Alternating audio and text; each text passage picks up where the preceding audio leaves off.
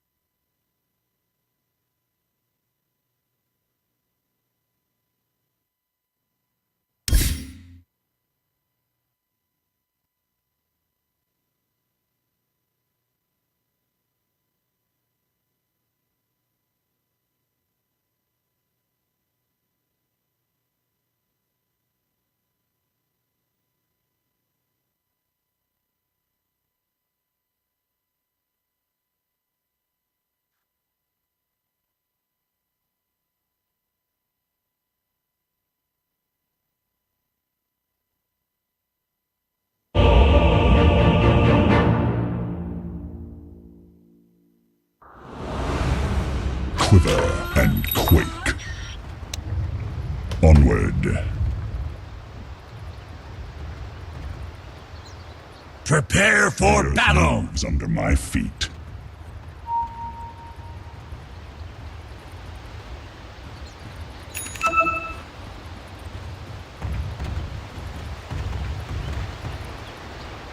Yes. The time has come. Let's shake things up.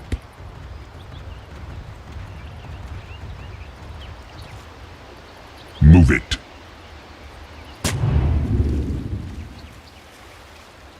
Yeah.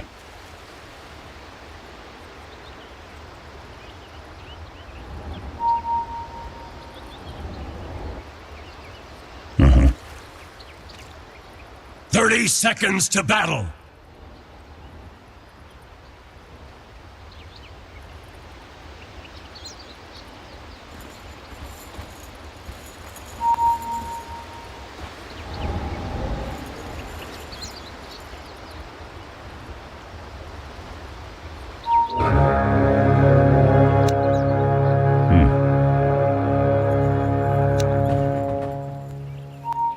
It's starting! It's starting! Quake and crack. It's shake time.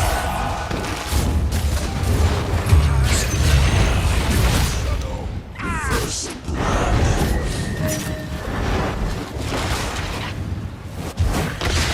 Yes.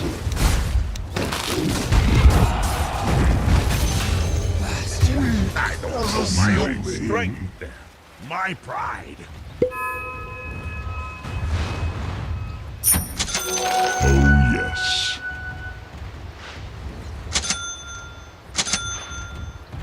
Covering ground.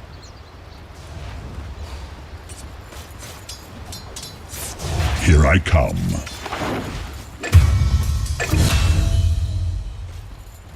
Double kill.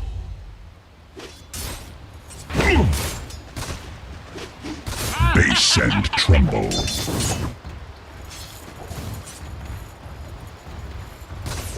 Oh, yes. Denied. Fisher. Yes, indeed.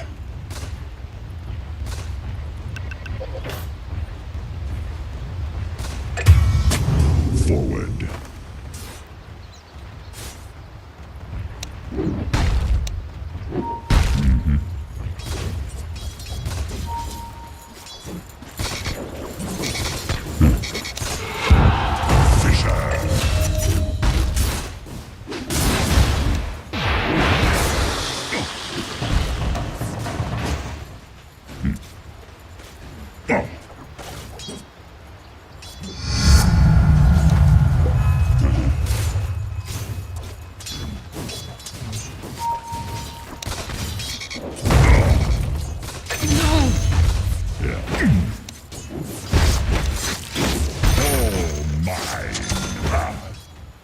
Your middle tower is under attack!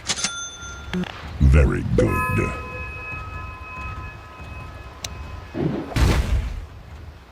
Forward.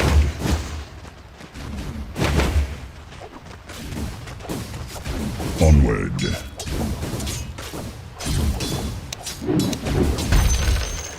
Oh, yes.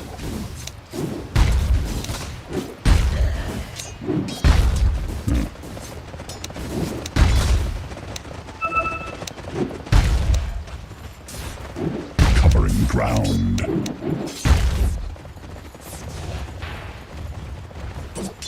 Base and tremble. Dire's courier has been slain!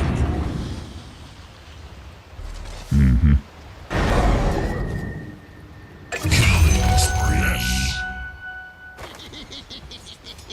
Oh, yes.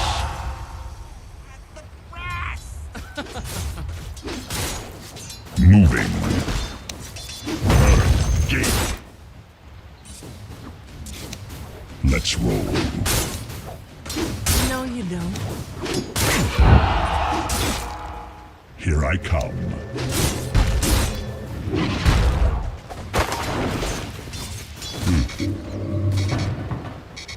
I'm under attack. Fisher. Ground pound. Just Your top tower is under attack.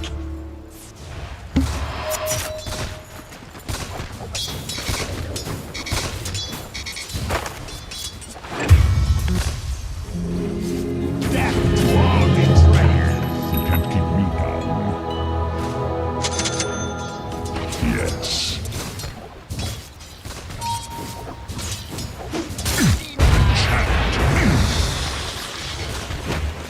Move it.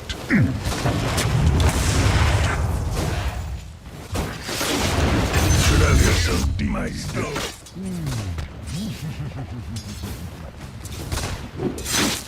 The earth moves under my feet.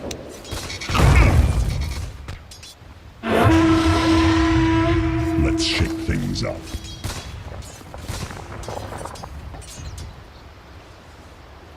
Yes.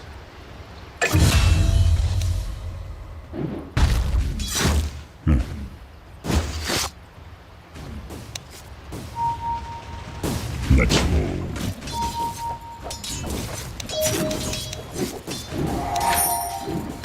Shake it. killing spree. Your middle tower is under attack. Base and tremble.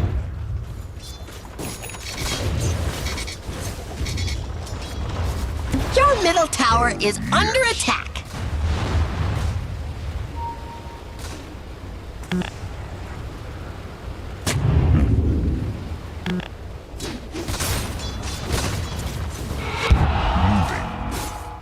Killing spree.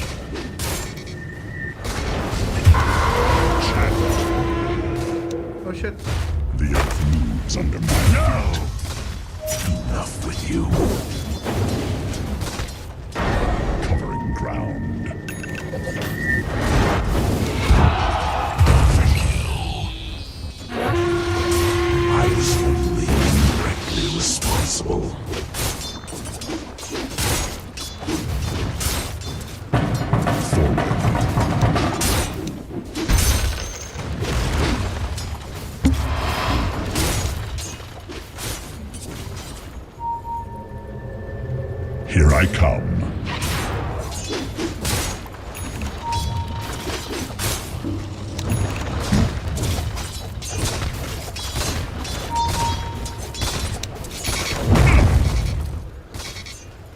Very good.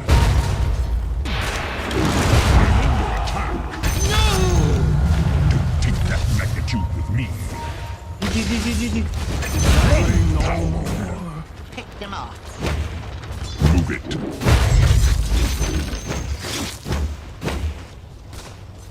Let's shake things up.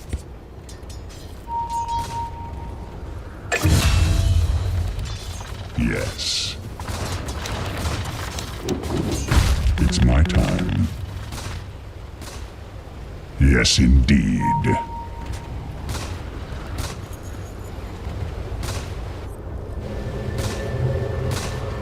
Onward.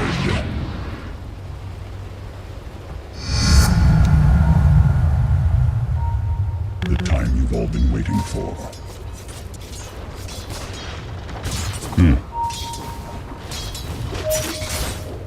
Your bottom tower is under attack.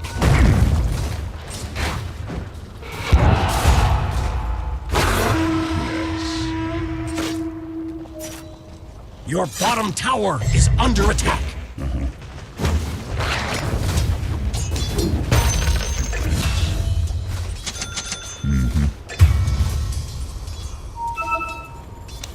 Your middle tower is under attack. Let's shake things up. Dire locked down their structures. Your middle tower is under attack. Crossed you off my list. Down you go.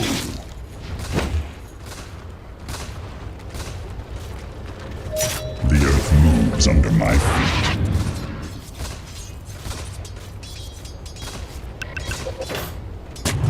Your middle tower is under attack. Oh, yes. Missing top. Yes.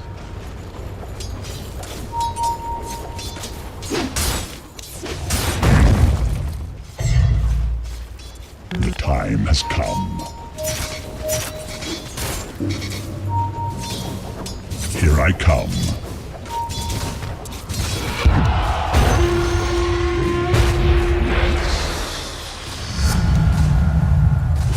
I'm under attack.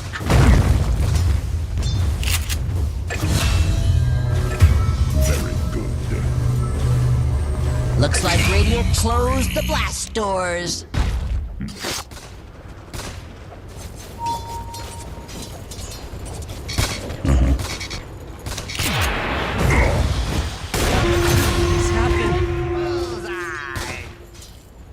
Feel the earth move.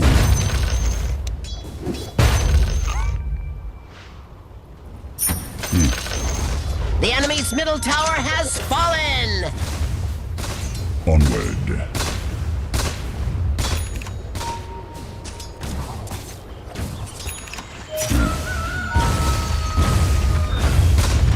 Radiant structures are fireproof. Face and tremble. Your bottom tower is under attack.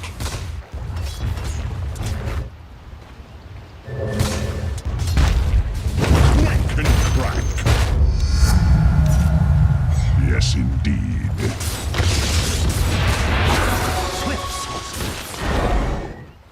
Oh, yes. Missing bottom. Fisher ground pound.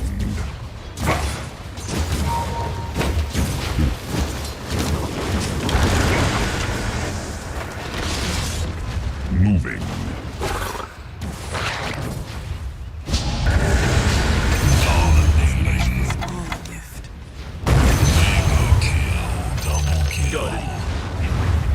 Forward.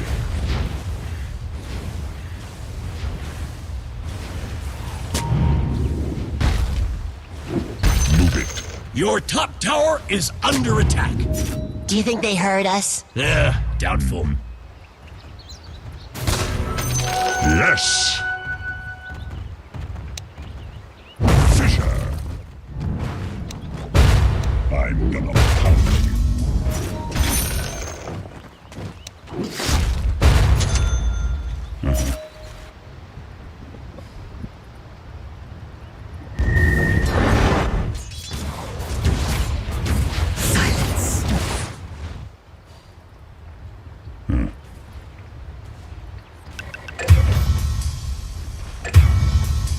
punches. Covering ground.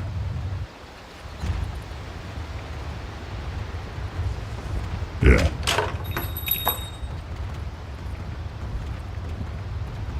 Move it.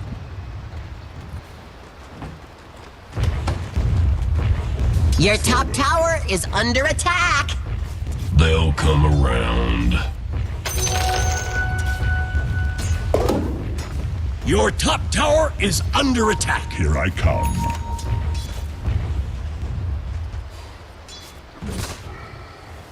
Yes.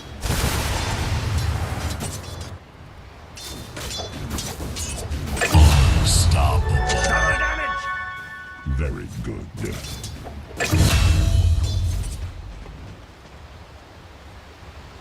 Yes. Can't see. Double kill. Chat Fisher. Yes, indeed.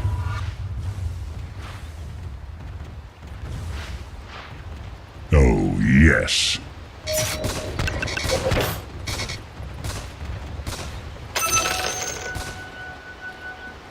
Let's roll. Your bottom tower is under attack.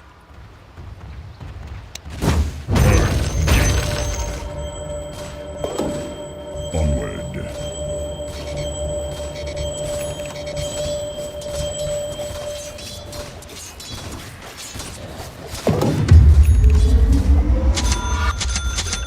Moving.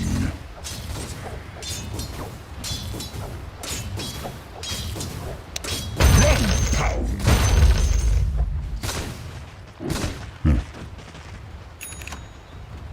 I'm not ready. Oh, yes.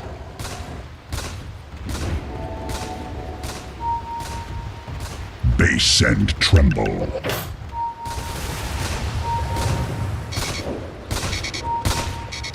Let's shake things up. Lion's heart. You were all hard. I liked you.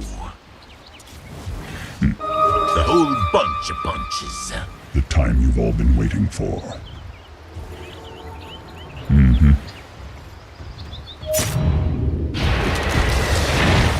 Yes. Dire structures are fortified. My feet.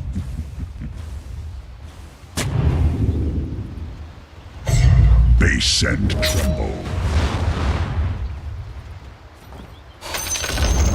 The enemy's top tower has fallen.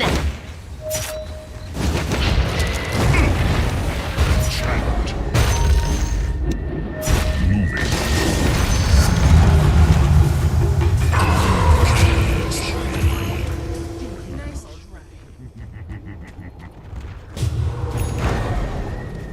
Here I come. Double kill.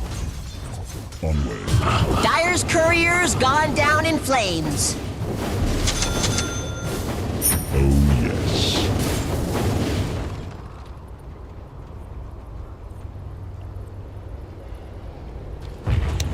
Your middle tower is under attack. This might finally be getting out of hand. Your middle tower has fallen.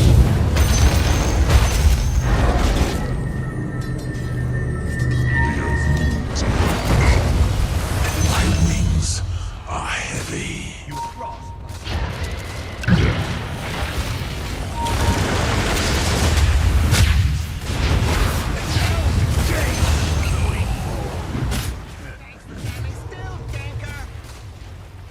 Forward.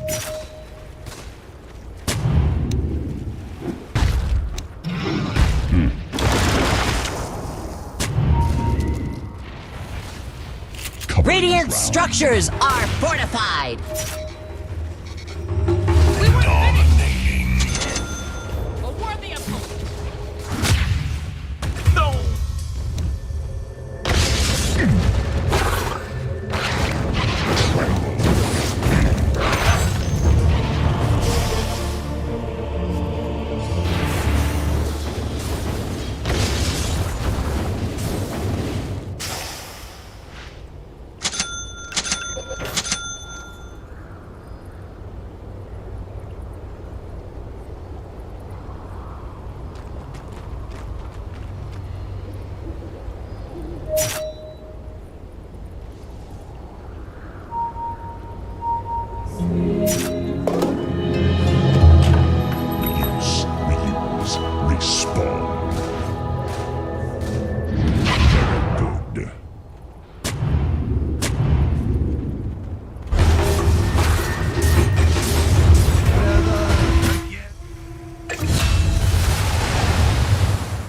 Yes, indeed.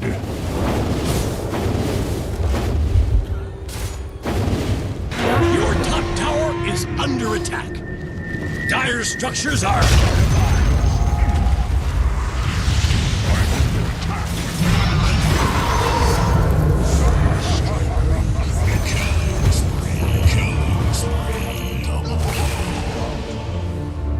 Your top tower is under attack.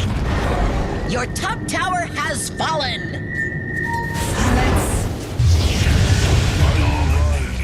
Triple kill.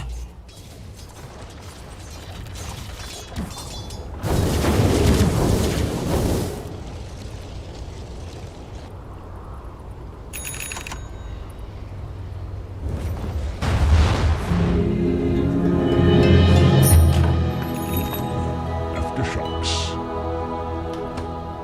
Yes.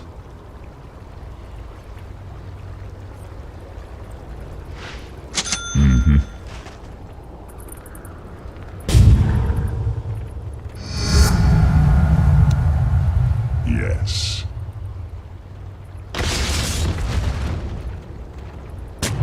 Yes.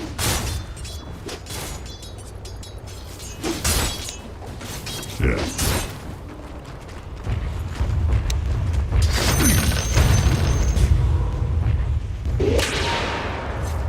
The earth moves under my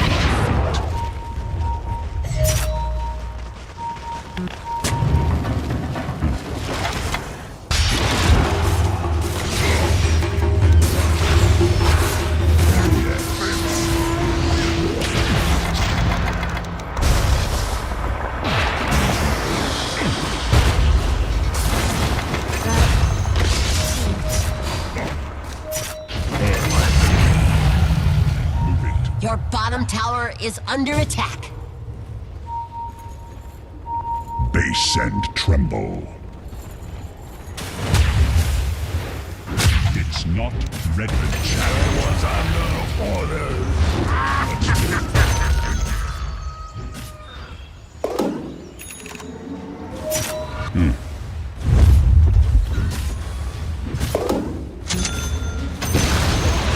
The enemy's bottom tower has fallen. Let's shake things up.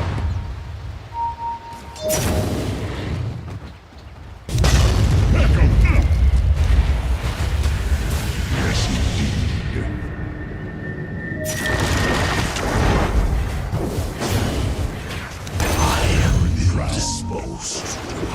The first time I saw you. I come.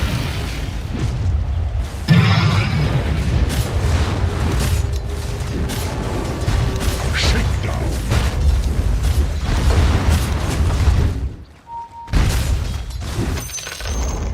Their bottom tower has fallen. I'll need that.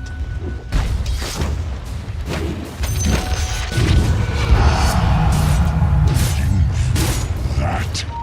Moving.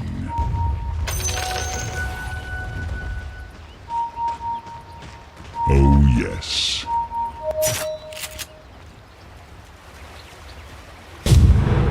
Fissure. Onward.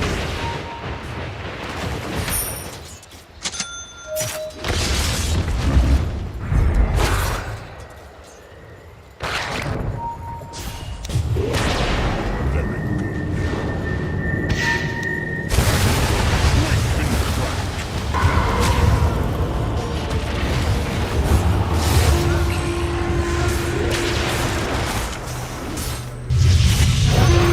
Got it, Mr. Gray.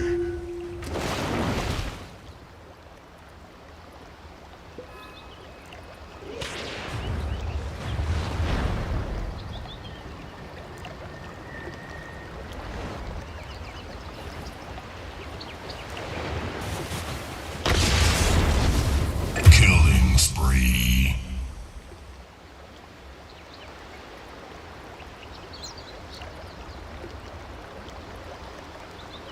Your middle tower is under attack.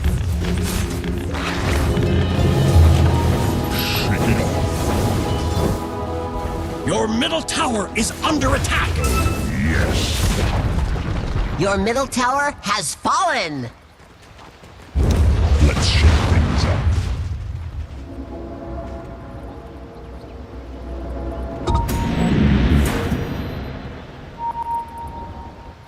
Son. Moving.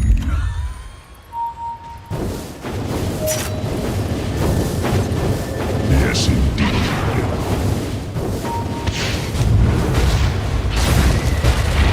Stone has reached my heart. How did you? Covering ground.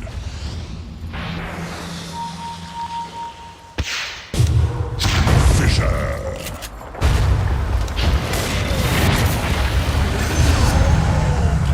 Shake them to their cores. Here I come.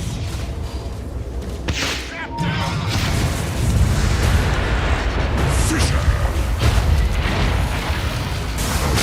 Yes. I see death. Ah, don't go off half-cocked. Yes.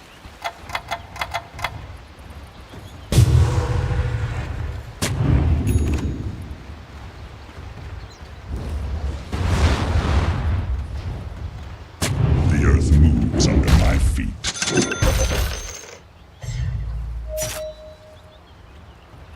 Let's roll. They will not see what hit them. Time has come. Yeah.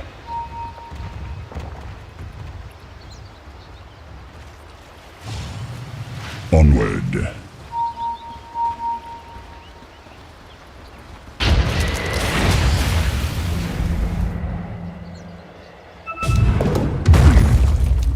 Ground pound.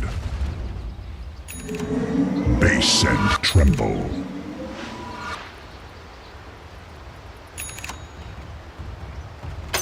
Yes. Very good.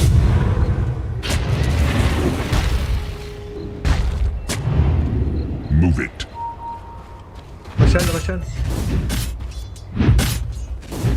Yes.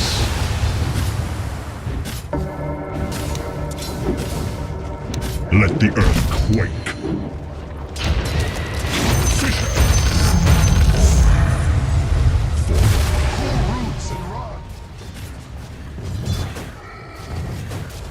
Oh, yes.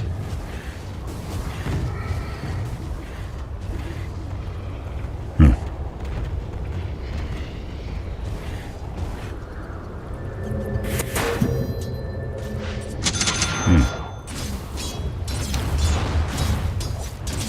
Fissure. Attack.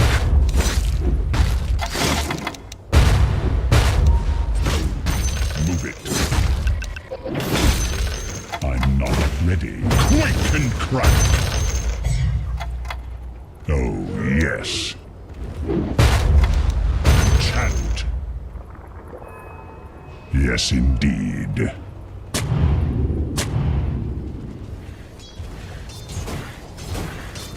Yeah.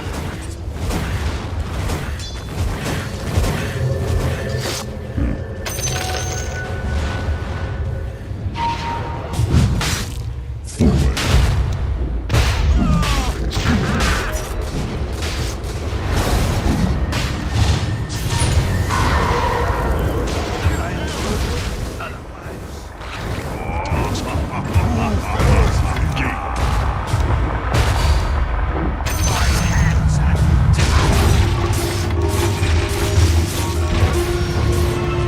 Oh, stop your whining.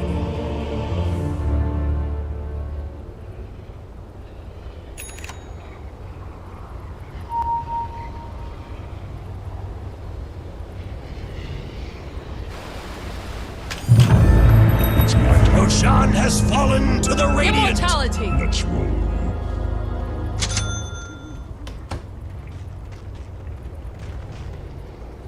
Very good.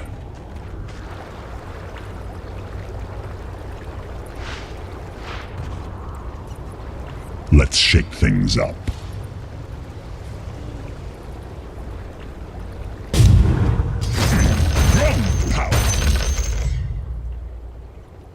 welcome. The earth moves under my foot.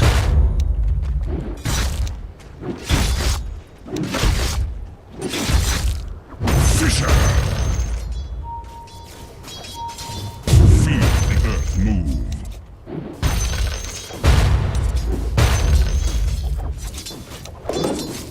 I'm gonna pound you.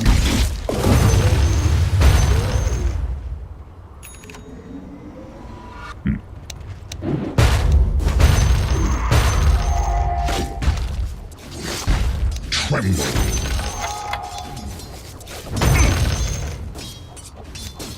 Chant.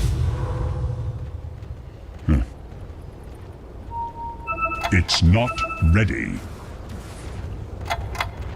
Yes.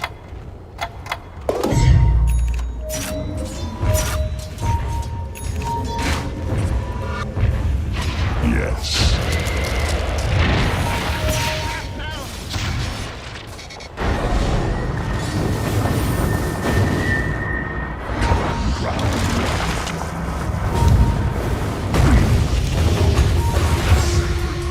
Base and tremble.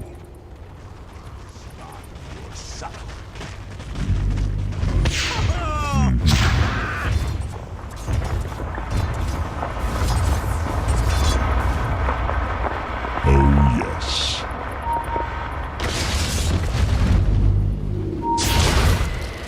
Here I come.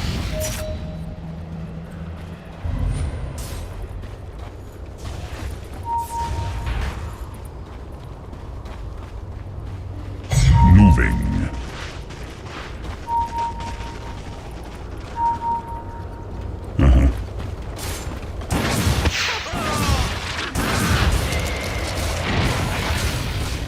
Onward.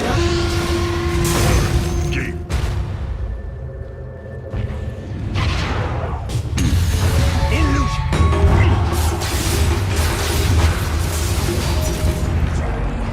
At any cost!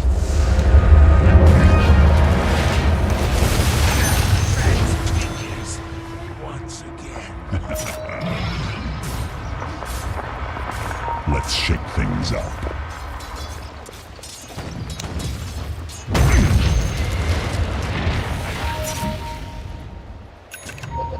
Lincoln Sphere. Yes.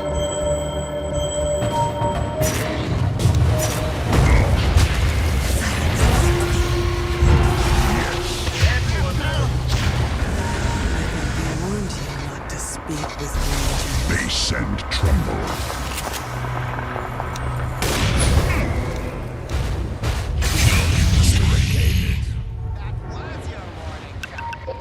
Your bottom tower is under attack. The Dire have Could be reinforced worse. their structures.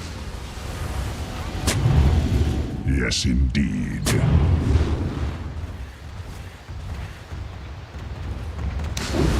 Here I come.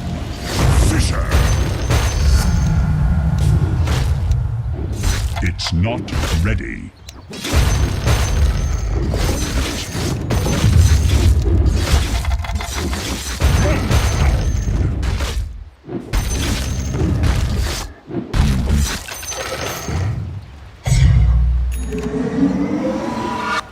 Yeah.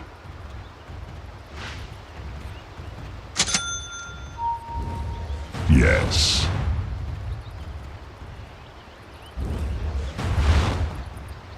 Oh, yes.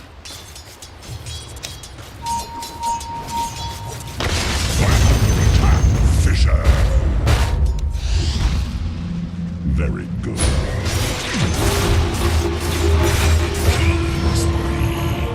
Well fought.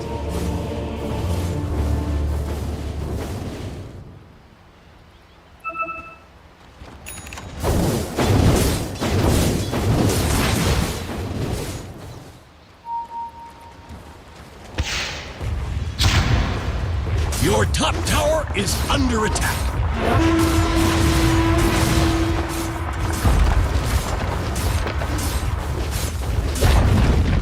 Your top tower has fallen.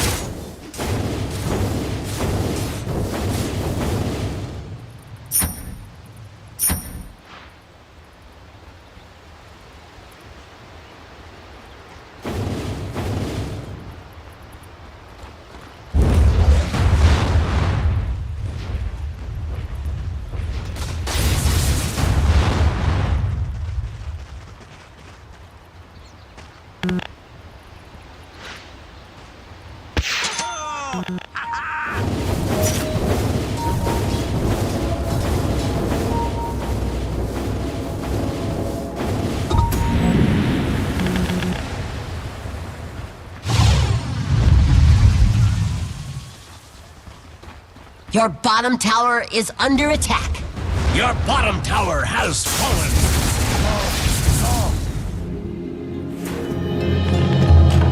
The earth calls. Moving.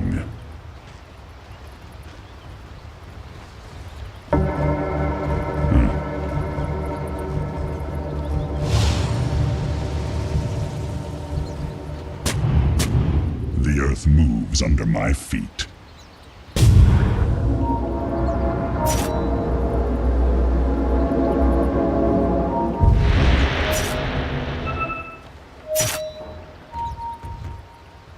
Here I come.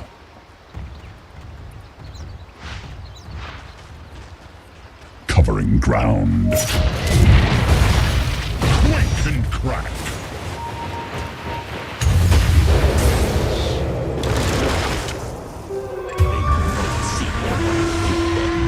Yes.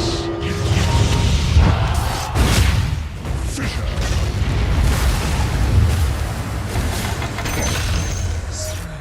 Back to Earth. Yeah.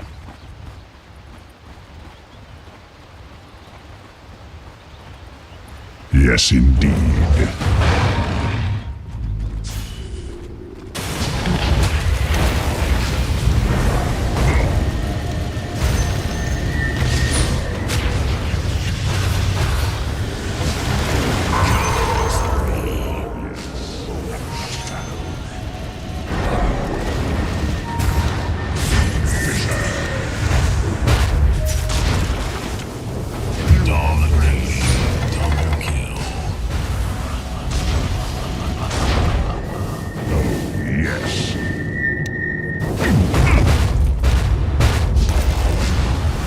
Let's shake things up.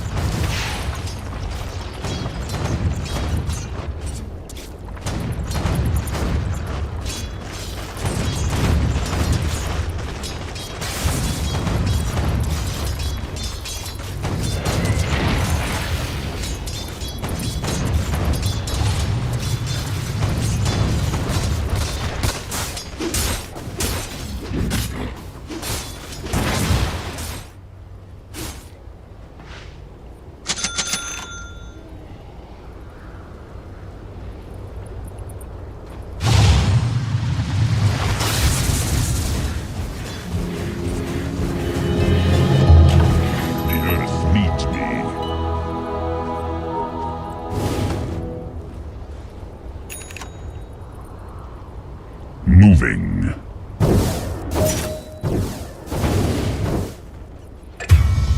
Base and tremble.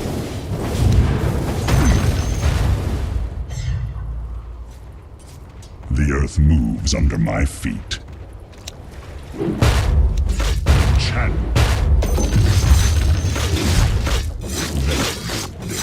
Fisher.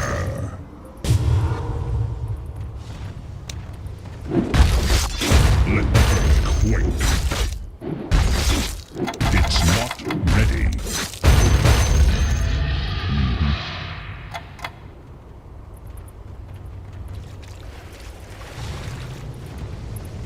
Move it.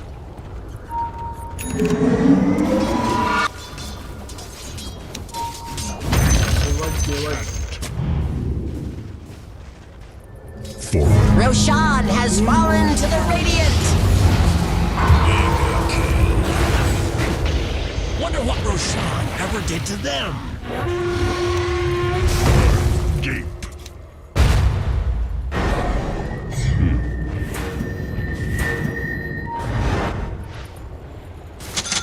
touch me.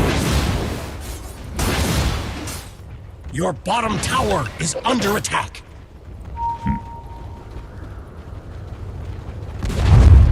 Your bottom tower has fallen.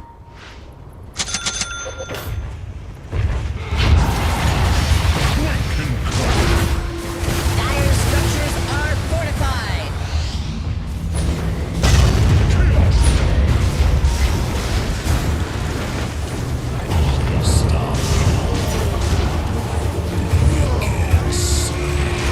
It was in my nature to destroy you, Prophet. Your bottom tower has fallen. The Dire have reinforced their structures. Your bottom barracks are under attack. Your bottom barracks have Your fallen. bottom barracks have fallen. Could have been worse. How? Could have been their ancient. Your middle tower has fallen. Your middle barracks have fallen. Your middle barracks have fallen. That ended well. Yeah, for the other Your guys. top tower is under attack.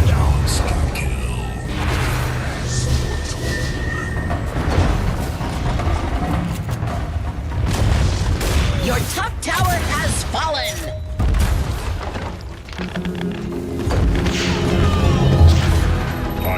Your top barracks have fallen. Fisher. Well, it's not all bad news. Yes, it is. Your top barracks have fallen. The enemy now has mega creeps. Don't worry. It'll all be over soon.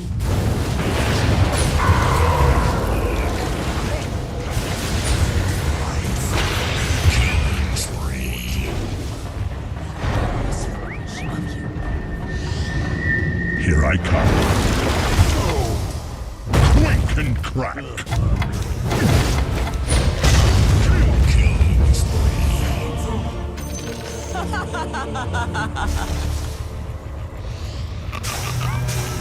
Back before the arrow fired has fallen.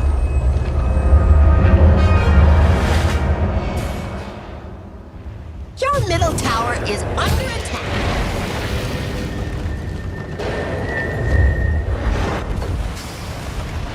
Your middle tower is under attack. Your middle tower has fallen. But that was my favorite. Your middle They're tower all your has favorites. fallen. Here's a blade in your eye. Radiant!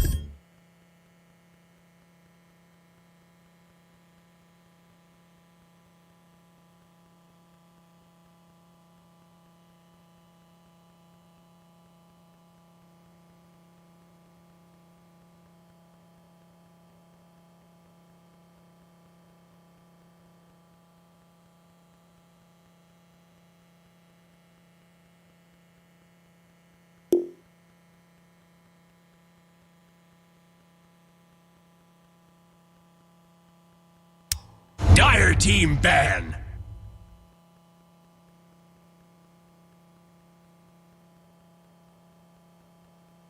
Ten seconds remaining. 5 seconds remaining. Radiant team ban.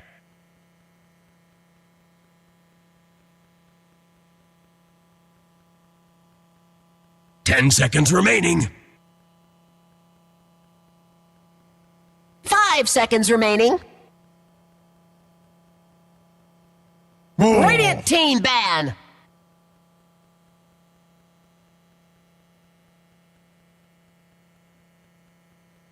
Ten seconds remaining. 5 seconds remaining.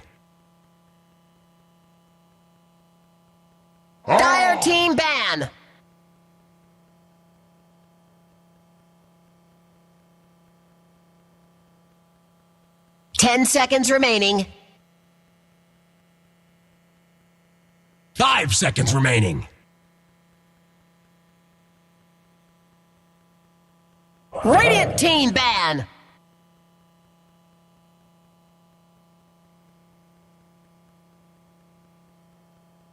Ten seconds remaining. 5 seconds remaining.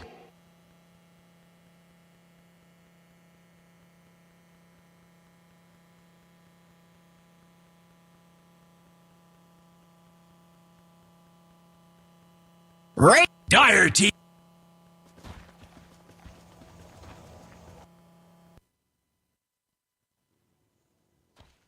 "30 seconds to battle."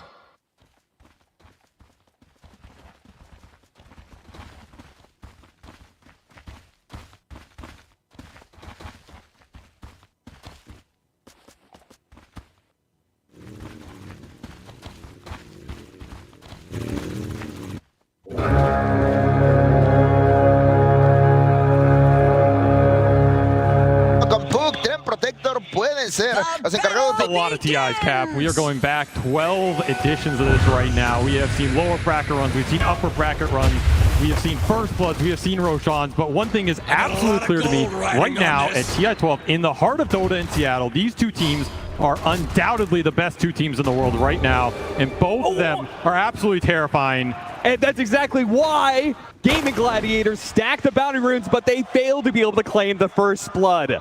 They wanted to be able to get that early momentum over a team that is so scary. I mean, Team Spirit have demolished every team that has stood in their way. Gaming Gladiators, though, have had to make the long run through the lower bracket, and there's something special about that lower bracket momentum. You cannot underestimate how much this team has gone through, especially going to their fourth Valve Event Grand Final of the year. No team has made a complete sweep, and usually the team that is favored in that sense can't even make that type of run, so this team cannot be underestimated. At the same time, all of us here watching, when you see Yatoro come out of that player walkway with a shaved head, the amount of fear that instills into you, the amount this man is willing to sacrifice to claim a second Aegis and join that limited pantheon of two-time TI winners, you can't not help but be a little afraid of what he's willing to do here. In a best of 5, both these teams are capable of anything. The greatest question, however, if you've watched this lower bracket run from Gaming, is can Team Spirit put a stop to the speed and the tempo at which they are playing these games? Because right now, nobody across all of those series has been able to do it. Now, a lot of these games have not gone past the 25-minute mark, so you need to slow it down, you need to play your game, or at least take it back to them. And if there is one team in the world that can accomplish that, it is Team Spirit, who have shown that they are no slouches when it comes to the first 10 minutes, particularly the laning phase. Yes, this laning phase is going to be the ultimate test for this best of 5. It's going to be a long journey to get through this finals. And who walks away winning this laning phase could just end up winning the entire thing, as Maposhka will end up going down. Tofu finally claims first blood for Gaming Gladiators. And this is a familiar story. Acceleration for Ace on the off-lane Lone Druid. This is a hero that has demolished the lower bracket along with all the buildings in those series. A scary hero to give a lead off to here, especially when once more Gaming have a lot of tempo that can just go with Ace, go through these objectives, play with that Bear's timings. But I like what Spirit have brought out here in Game 1, right? These are a lot of heroes that are not afraid to skirmish early and take it straight back to the you. death against Tofu will end up hoping to get the kill onto Tofu, but will end up falling into the end, and Ace is gladly going to be able to dive a bit more onto Maposhka. They're definitely winning this lane. They're walking away with it a bit. And that's going to be fast over corrosion for the Bear. That's going to give him a lot of chase down potential in this lane. He's still going to find it. Maposhka, he has that edge, a little bit of heal. Get the They Bear. end up dying the Bear. That's going to be 300 gold over to Yatoro, but Ace can keep up that pressure with a fresh resummon.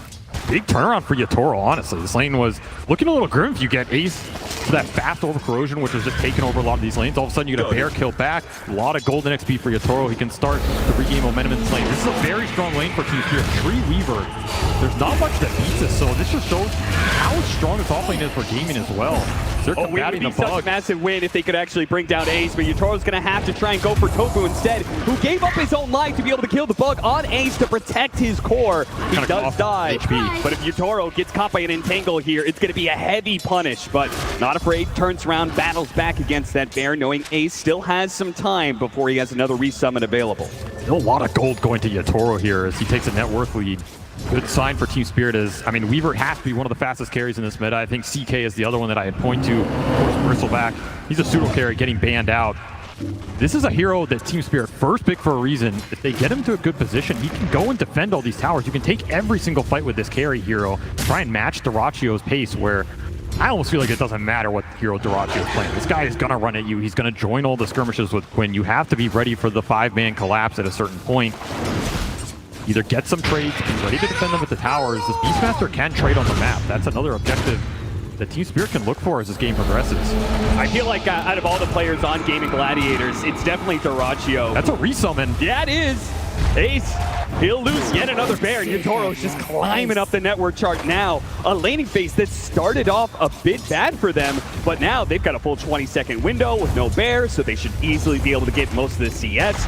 And also, the bounty. Man, he is sitting at 3K net worth already, way ahead of anybody else in this game. It adds up real fast. These bears are worth a lot. It's also extra damage going into Ace. You're not healing while the bear's on cooldown. There's a lot going wrong in this offlane for Gaimin right now for the hero that's supposed to give them that lead, at least comparatively to those other games, right? This is still a very even game, but if you watched any of these series yesterday, particularly the Azure one, I guess if you're not down 5K at the 5-minute mark, you're doing pretty well. Yeah, seriously, you cannot let Gaming Gladiators run away with the laning phase. And that, when we were talking about it backstage, and so many other people that we talked to backstage, everybody was saying Team Spirit is not going to get run over the laning phase. They won't let that happen.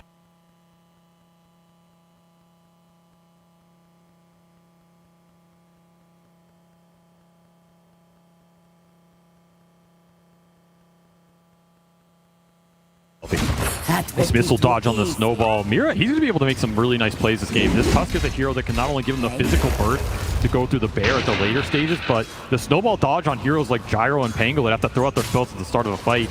It can get you your core BKBs off. It can stall out the fight, get you a roar off of, collapse coming back out of it. Something that could be really instrumental as this game progresses here. And once more, Spirit making the first moves here. Miposhka has been really active in this laning phase, trying to skew it as much as possible to Team Spirit's advantage. Give them that breathing room. And of course, this is a Dream Protector lineup. We're talking about these objectives. Something Gaming's focused on. You can keep your towers up. Living armor. The double slows are going to help here. And Quinn's going to come back into this play. Sees an opportunity, but no as well. The two supports are already dead, though. And there's no way for this puck to change the matchup now. +2 int on the board for Celery. Glaze is already getting some extra work done. We'll leave solo lanes on these sides, so Yatoro going to try and make the most of it. He gets rooted. Ooh.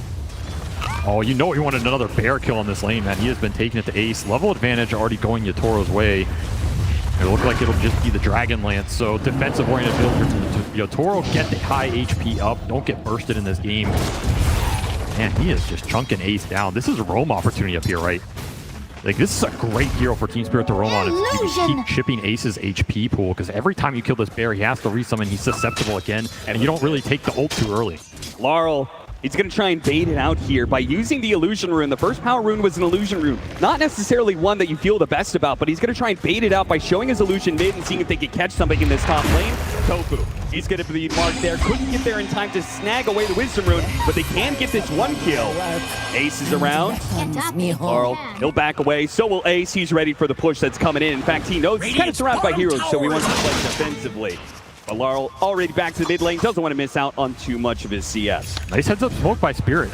They are a team that will happily smoke to any of these Wisdom Runes. And if you study them, you know it's coming. The 7, the 14, the 21 especially is one of their big power moves. Is under attack. They really want this XP advantage. And again, rotating to Ace's lane, I think is a recipe for success. The other move you're going to make is to collapse when that helm is up to try and push the tower or kick Duracio out of the lane. And I feel like every time you make one of these aggressive moves on Gaimin in the early game, you're pretty happy with it, right? Because it means they're not going to Ace, they're not pushing your tower, and then things like this can start to happen where another kill for Yatoro. He is absolutely out of control. Oh, and their carry's going to be in trouble as well. Both cores in big trouble here on the side of Gaming Gladiators, and no TP rotations coming in. So they're just going to run down Duracio. Do they dive the tower, though? It's a bit scary, and they've run out of resources. So Duracio lives, but only on the sliver of HP, and it's not doing him much good either, because he's going to have to make a run back to the fountain, very likely. You can see the side lane pressure here. This is another thing that's causing Gaimin some issues right now because they want to rotate towards mid, play around Quinn. So every time you bring supports off the side lanes, it's up to Spirit to recreate the pressure there and not let Quinn get away with these skirmishes with the power runes. However, Gaming rotating supports mid will secure that power rune for Quinn. Now it's a question of what he can do with it here. Can you rotate into Yatoro's lane? Is Weaver killable in the very early game? Calling plus some roots, it's doable.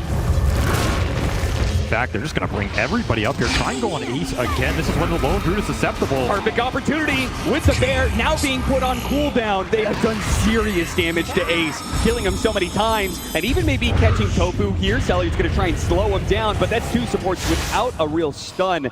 They're just going to back away, though. Bottom lane, that was the rotation coming out from Quinn. Mira left a bit alone here as the Beastmaster went for the Lotus instead. Good separation there with Shard, and Quinn doesn't feel like diving too deep.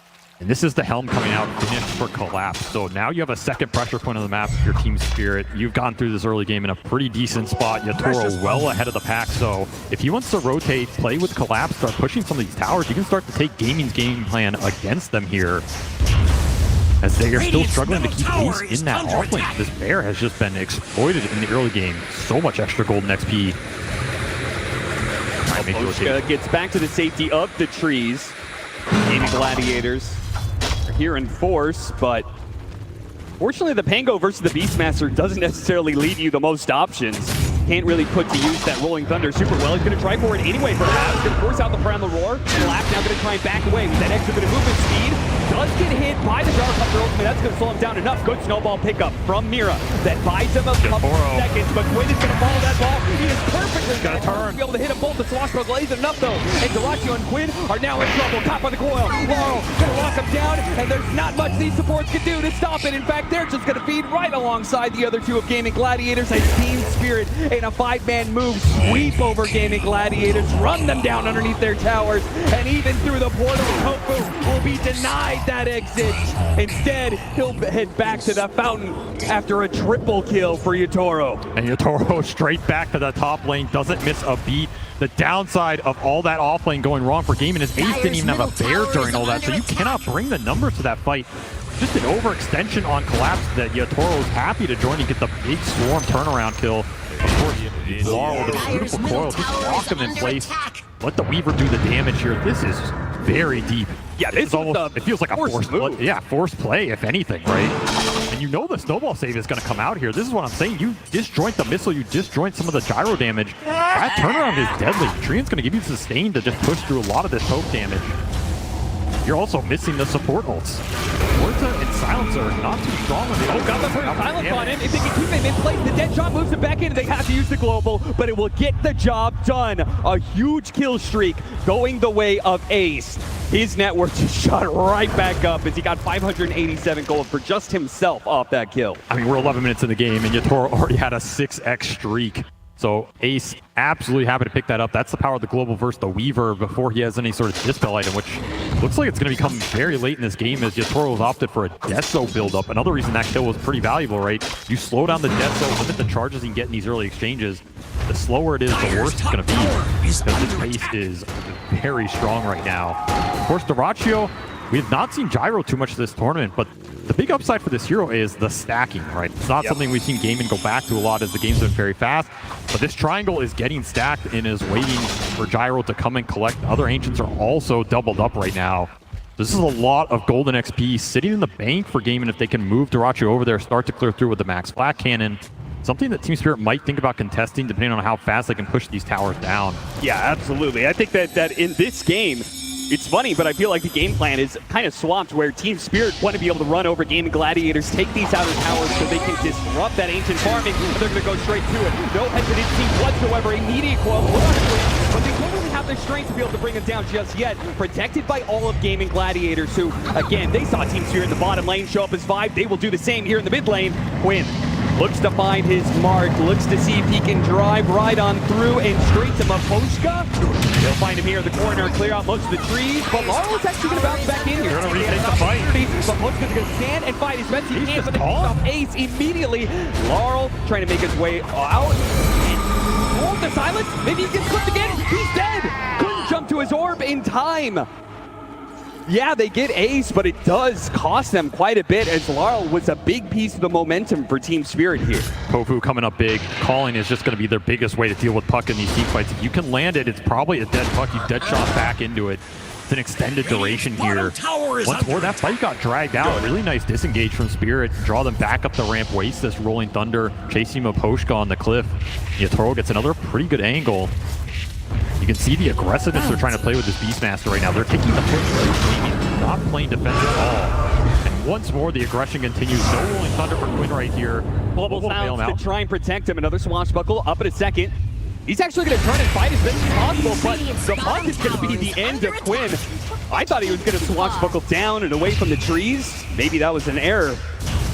This is looking all Spirit in this first 50 minutes here. They're getting a lot for their Beast, the start for Yatoro, and now it's just going to have to come back down to the Flat Cannon, clearing through the Ancients, put Diracho in a spot where he can Radiant's start to bottom take these tower is fights. under attack. This is a position we've not seen Gaming in a while, right? In this tournament especially. They are usually the ones with a very strong lead going into this 15-20 minute mid-game period. All of a sudden they're on the back foot. Double damage definitely going to help accelerate Diracho here.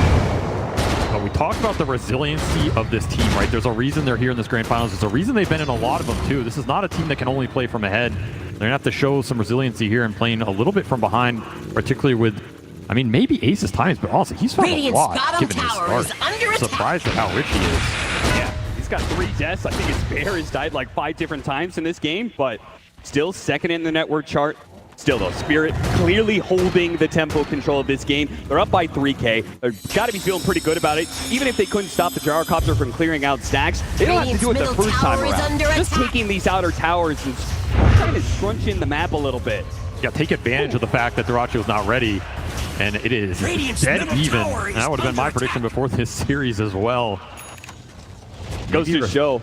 I mean, respecting the Ace timing as well, too. Yes. Like, this Radiance on the Bear, we have seen them do an incredible amount of work with it, and it's coming soon. Big Team Spirit really want to finish off this mid tower before those timings reach the Aghanim Scepter on Diracho, the Radiance on Ace here. And these are acceleration items. That's the thing. If you give Gaming time to get to the big farm items in the Radiance and the Aghanim Scepter on Diracho, those items let you fight, but they also let you just clear the map. So holding these tower-ups, if you can limit the space they can use these farming items on in terms of the sides of the map, that's going to feel really nice with this Stream Protector lineup. Now, Poshka did not go for living armor points early, hasn't even needed them at this point, and all 3 tier 1s are up. Another aggressive coil play. Tofu with the calling, trying to protect Mira just outside of that silence, use the snowball, try and get some distance. Nice dead shot, though. Actually hit Laurel in the background. Yeah, but the exchange on the other side of the map, Ace going down to Yatoro again with this Desolator. Instant reveal, gets 2 charges on it, plus a bear kill as he was just pushing towards that Radiance. 700 off. And this tower dies. This is an influential tower for what Gaming want to do on the map, because now both Ancients are exposed, and Yatoro straight in there. He would have liked to have found that stack, but he will be happy to take the net worth away from Diracho, a hero that just needs these camps up. Now you're going to have to need a bit of a backup plan if you're Gaming Gladiators. You no longer have that good control over the double Ancient stacks like you're talking about. And look at this fast shard for Yatoro too. Yeah. This is where Weaver's just absolutely terrifying. You're getting the extra Geminate hit off the Sakuchi going through everybody with an early Desolator. These heroes just don't have the armor to deal with this right now. Now, you don't burst him.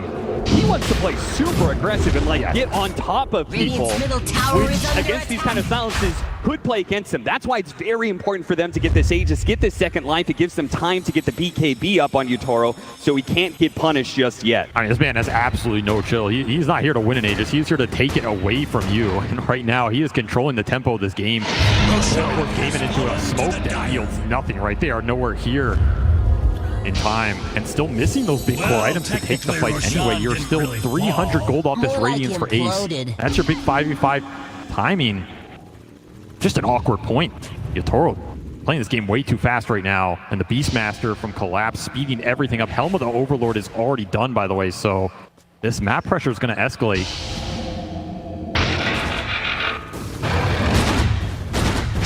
Gaming Gladiators really not able to do much besides just kind of make sure Diracho doesn't get smoke ganked. Playing around him heavily. Here comes the pressure from Team Spirit, though. Radiant's done. This is a good point to get it done if you want to defend this tier 1 mid. A really fast time lapse there. You can realize Yatoro, I think, felt like he was overextended there. He gets caught once by the silences. There are chances he just dies behind the tower, and then that Aegis may be useless. He may just die twice in a row. That's why this build is starting to come together for the Aegis, right? Because Yatoro still doesn't have a defensive item. The Global's still very effective here against Spirit.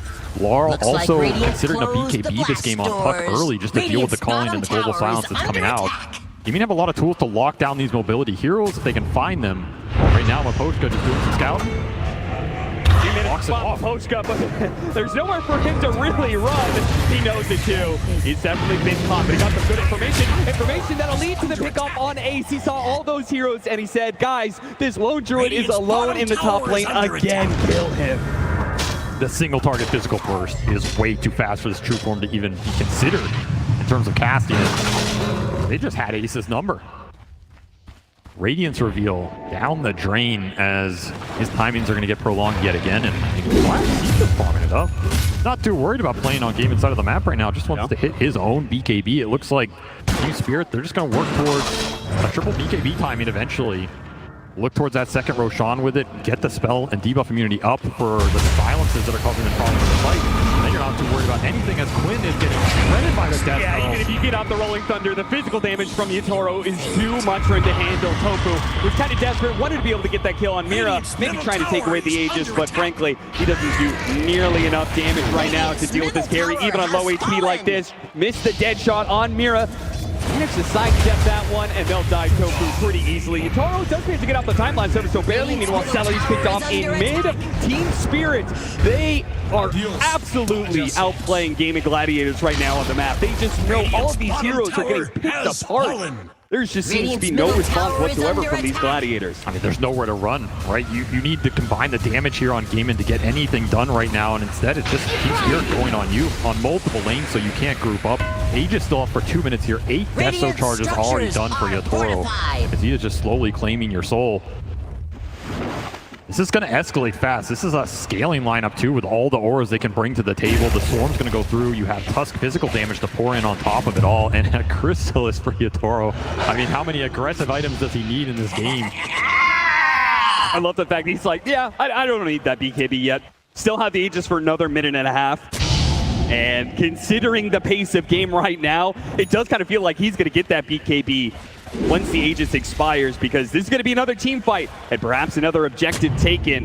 21 minute with some room coming up. Tormentor, an object as well. Silence already going out. They're trying to lock down this Weaver, trying to stop him from killing anybody. It gets off the time lapse though. Forces a little bit of resources out of Gaming Gladiators. Just throwing some damage around ball, looking at that back line. You got to be careful of giving Duracho these good black targets up front, as they're going to trade a bunch of the Bears HP. They're still looking for Poshka over here. They don't have the detection to catch him out. Something is going wrong with the detection on this tree, and for sure, he's just getting way too much information, way too deep right now. Team Spirit will play it safe, play it slow. Aegis out in 50 seconds, so you have to think about the timer here. Look at that burst damage. Quinn caught by the coil and instantly killed by Yatoro. And you can feel it. Yatoro seeing an opportunity. They're going to be able to cut down Celery. And now he goes to the kill. The Aegis does expire, but the rest of the team provides his second life comes back up. He's going to shred through Ace. Looks over to Tofu next. Now, last left, perhaps Duracho trying to run him down. Duracho doing his best he can, but against 3 different cores, he can't actually fight back. He has to away. Oh, missing out on the dead shot. Yatoro is unstoppable. He's just diving his base like it's nothing. You just think about it again. 30 HP is the only thing that'll save you from this man right now. He's just running rampages through the fight. 12 and 2 at 22 minutes. He is just taking everything and more. He has the auras to back him up. His aggressive item build has paid off in spades. The aggressiveness of Yatoro I've seen in very few players at TI before. I mean, that play when he was forfeiting, he gets skewered into the base, and then he waveforms deeper into the base. That's the kind of aggression this guy's playing with right now. You gotta play to win. Play not to lose. It eventually will happen. Right now, Team Spirit just taking over the map. Really good deep wards on those fights. Will get dewarded from Gaming, but that's the power of what Poshka is providing them with this tree. All of these fights and pickoffs, they've been scouted. He's been on Gaming side of the map for a lot of it. Paid off with a large degree, this early tree and shard. Doing some work. And of course, the vision's really nice versus these silencer lineups, because if you're the one initiating on Gaming, forcing out awkward globals, taking some damage on your backline, the fight gets very weird very fast, and suddenly Yatoro goes in, he kills somebody, time lapses out, there's a black dragon, pours the fire on somebody else. Too many fires to put out, quite literally here. And once more, Poshka just scouting out the moves from Gaming, gives them all the setup in the world. This is deadly, man. The cores from Spirit are Dire's converging top on top tower lane. is Look at under attack. Miposhka, man. He doesn't care if he gets caught. As long as he gets information for his team, he knows all 5 heroes of Gaming Gladiators are up here. So Team Spirit are going to slowly approach. They're going to group up Radiant's together middle Okay. and take this is fight. under Yatoro just time-lapse to the fountain and back to get his BKB. He will not have time-lapse for this fight. He says, I don't need it. Overgrowth with the 3-man coil. It's looking beautiful. Yatoro's right in there with his fresh BKB. Delay the damage of these cores. Once again, Ace has no chance with the bear. And of course, the Beastmaster's going to lock down that ball. You're not going anywhere, Quinn. They're going to catch more. Tofu's going to be the last one down. Darachu only survives because of his TP. Everything coming together. Triple BKB instantly revealed all together on the exact fight Miposhka sets up. It's just beautiful gameplay here from Team Spirit, and Gaming still searching for answers because the second these fights start, they're already over. They don't even know they're coming. Yep. Yatoro, he does not need an ultimate at all to take these engagements when they are completely one-sided. It'll be more objective pushing. This is just a beautiful 4-man Overgrowth setup. You cannot ask for anything more. Swarm hits everybody, and then you get the safe roar for the Rolling Thunder after Ace goes down to just right Radiant's clicks. middle tower is under Making it attack. look easy out here.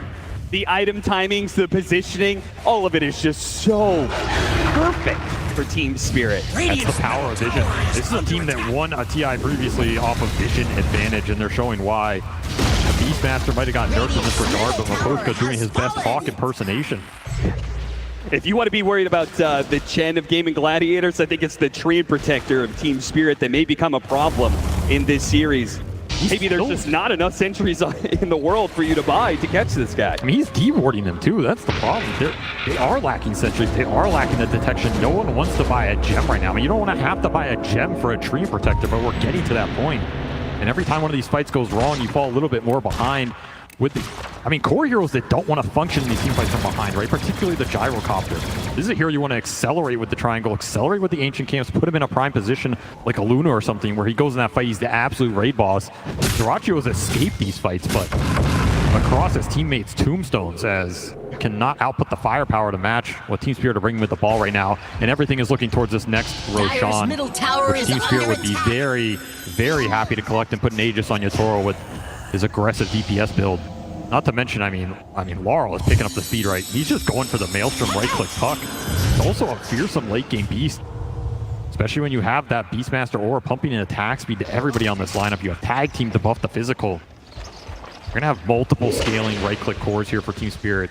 You're going to need armor on Gaming at some point. You're going to need survivability. Satanics, AC, anything that buys you time in this fight. Gladiators only getting caught there. The Overgrowth not quite landing onto Quinn. He'll survive as a result of that. Yatoro still going to have a poke at them, though. We time lapses away before the silences catch him out. Tower is under attack. So aggressive, man. He's going to start backing away with the rest of his team. As you said, 19,000 net worth lead. They're very comfortable. It's really just not slipping up at this point in time. That starts with being able to get the second Roshan of the game, and then comes the high ground push, which Gaming Gladiators, I don't know, how do you, what do you feel better about, a Roshan contest or a high ground play? Maybe game 2. High ground play for sure, right? You let it go into you, abuse the fact that the calling is a really strong defensive spell. Catch the tree first, that's a nice pickoff. And it's actually nice with the gem on the ground. Yeah, okay, so you needed a gem in this game, Miposhka will give it to you. That's a big pickup. Limit the vision, limit Miposhka's aggressive positioning. That was very deep, right? Especially for Team Spirit looking towards this next Roshan. They have the Beastmaster creep in the pit scouting it out. A rich man's Hawk, for lack of anything better. Just waiting on their vision. Yeah, the sad part for Gaming Gladiators is they can't actually do anything off of that play besides Dire's getting a middle little bit tower more is farm under than attack. normal. They'll be able to push out some of the side lanes. I assume they know that Team Spirit's going to be doing Roshan sometime soon. Of course, they're doing it right now, and it happens so Dire's middle quickly. tower Gives is you under attack. just a small has window fallen to the if you're Dire. Gaming Gladiators to actually be able to contest. So you're right. They're going to play for the high ground. They're going to try and see if they can make Team Spirit slip on that staircase. Just a question of what are they going to get up for that high ground defense, right? It's the Daedalus on Darachu. That's going to be the big DPS item here. Ace is just, I mean, he's just going Wraith Bands. He didn't even get to anything else in this time period. It's just going to be armor up, try and survive the initial burst. Now, these Wraith Bands are pretty nice for Team Spirit's minus armor, right? So they are very good value. I don't blame him for doing this, but in that other Lone Drew game we saw, I mean, he had a full harpoon before he went back for these Wraith Bands. So yeah, it tells you how far behind he is off that, first 15 minutes. Team Spirit shutting him down right now. The question is, how do you want to go high ground? Because there is a calling to fight into. There is a Rolling Thunder that can abuse you on the choke points. There's the Radiance Burn with Mischance and a resummon, assuming it's hard to jump Ace initially. And of course, Global can bail out any sort of initiation from the Tusk or the Beast. See how strong Yatoro really feels he is if he thinks he can just walk up and start hitting this tier 3. Wouldn't surprise me. Maybe that's why he's gone Scotty here. Level 20 done for the Weaver with Scotty completed a double damage rune and a quiver. Oh, yeah. I mean, if you get hit once by this Weaver, I think you're gone on the supports. And that's a huge problem for Dyrachyo as well, because he doesn't have that Satanic buildup yet. So he doesn't have the sustain to be able to stand toe-to-toe against the Weaver for too long, Ace. I don't know if you know what's coming for you right now, but you're not going to like it. It's going to be a shot to the back of the head. Gone! Blown away by Yatoro, and they catch Quinn in the mid lane. They don't need Yatoro to make this kind of play. Laurel activates his BKB to catch the opposing mid laner, and with 2 dead, a double damage activated. Team Spirit, all but just waiting for the creep wave to catch up with them. Well, that's one way to break the high ground. Just one-shot an enemy off-lane carry hero and force it with a double damage here. Yatoro has AC aura behind him now as well, so that Deso plus the Swarm plus the AC is just going to amp this physical through the roof right now, which makes this high ground seem a lot more tempting. Here goes to the jump. BKB immediately activated by Dyrachyo, but there's that physical damage. Dyrachyo, he can't actually stand up against Yatoro and has to back away to the diving. Yatoro, yeah, he's just going to go for it. See if he got it. He got it! Oh, no way! The final bit of damage required. Yatoro can claim it. Yatoro, boss. This man knows no fear, no limits right now. He's just taking your base at 30 minutes. A position Gaimin is used to putting their opponents in. The news has been full taut here as Team Spirit have just given them nothing on the map, it feels like, for 15-20 minutes. Ace can't even escape the tier 3s right now. Just have to take a high ground defense without your carry. Watch another lane disappear. Yeah, I don't see how they stop this without Dyrachyo. I mean, I think Mira can also jump if he really wants to just force the issue. Yeah. This Tuskar is hella tanky right now. Gossamer Cape drum. Happy to start the engagement, particularly if you can find a good core target. He got feared on the jump. That was incredibly impressive, actually, but it will not yield them the fight. There'll be a second lane. 2 lanes barracks up for Team Spirit.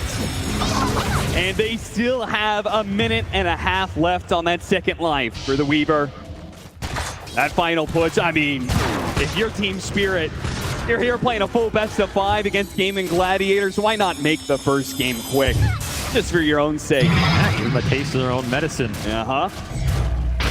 Show that the Zoo is indeed not dead. That's the scary part of this game for me. You have Collapse on a hero that, I mean, they have been incredibly proficient with it, right? This was a first phase ban at Riyadh for a reason. Yep. It is a Collapse signature hero, but it's not one of those big jump stunners that everybody's afraid of. They're afraid of the Collapse Magnus, the Collapse stunners. This is a hero that just took over the map. He farmed, he played his game with Yatoro, and it was the raw aggression and objective taking that put Gaimin on the back foot. It's a scary thought if Team Spirit are taking doing it again, isn't he? Yeah. Own strat against you, and yeah, time lapse to the face for some Daedalus action. Your own X marks the spot. That is so much burst damage. When he's got the enchanted quiver on top of that. This is an insane, like, single hit, right? It doesn't take much. He just Sakuchi's in, hits you instantly, can start to run away. You're just getting chunked. This is the strength of Weaver right now. 15-2 for Yatoro. Here, looking for his opening. Gaimin Gladiators, it seems pretty clear. They can't take an honest fight against Team Spirit anymore. They're going to have to play around the fountain here. As the jump forward, the drink foil is slowly taking him out. Tofu does manage to live for now. It's back to the fountain with Team Spirit. They still have more opportunities to come. The Aegis is going to expire, so Gaimin Gladiators managed to weather that storm, and it's possible that Team Spirit may decide that it's best just to wait for a third Roshan before they end it. Yatoro's happy to give the Aegis up. It'll free up another slot for him at the rate he's going. Yeah, seriously. He just wants more damage, more survivability. Everything is great for him right now. The scary part is you can still work towards a Tusk Ags in this game.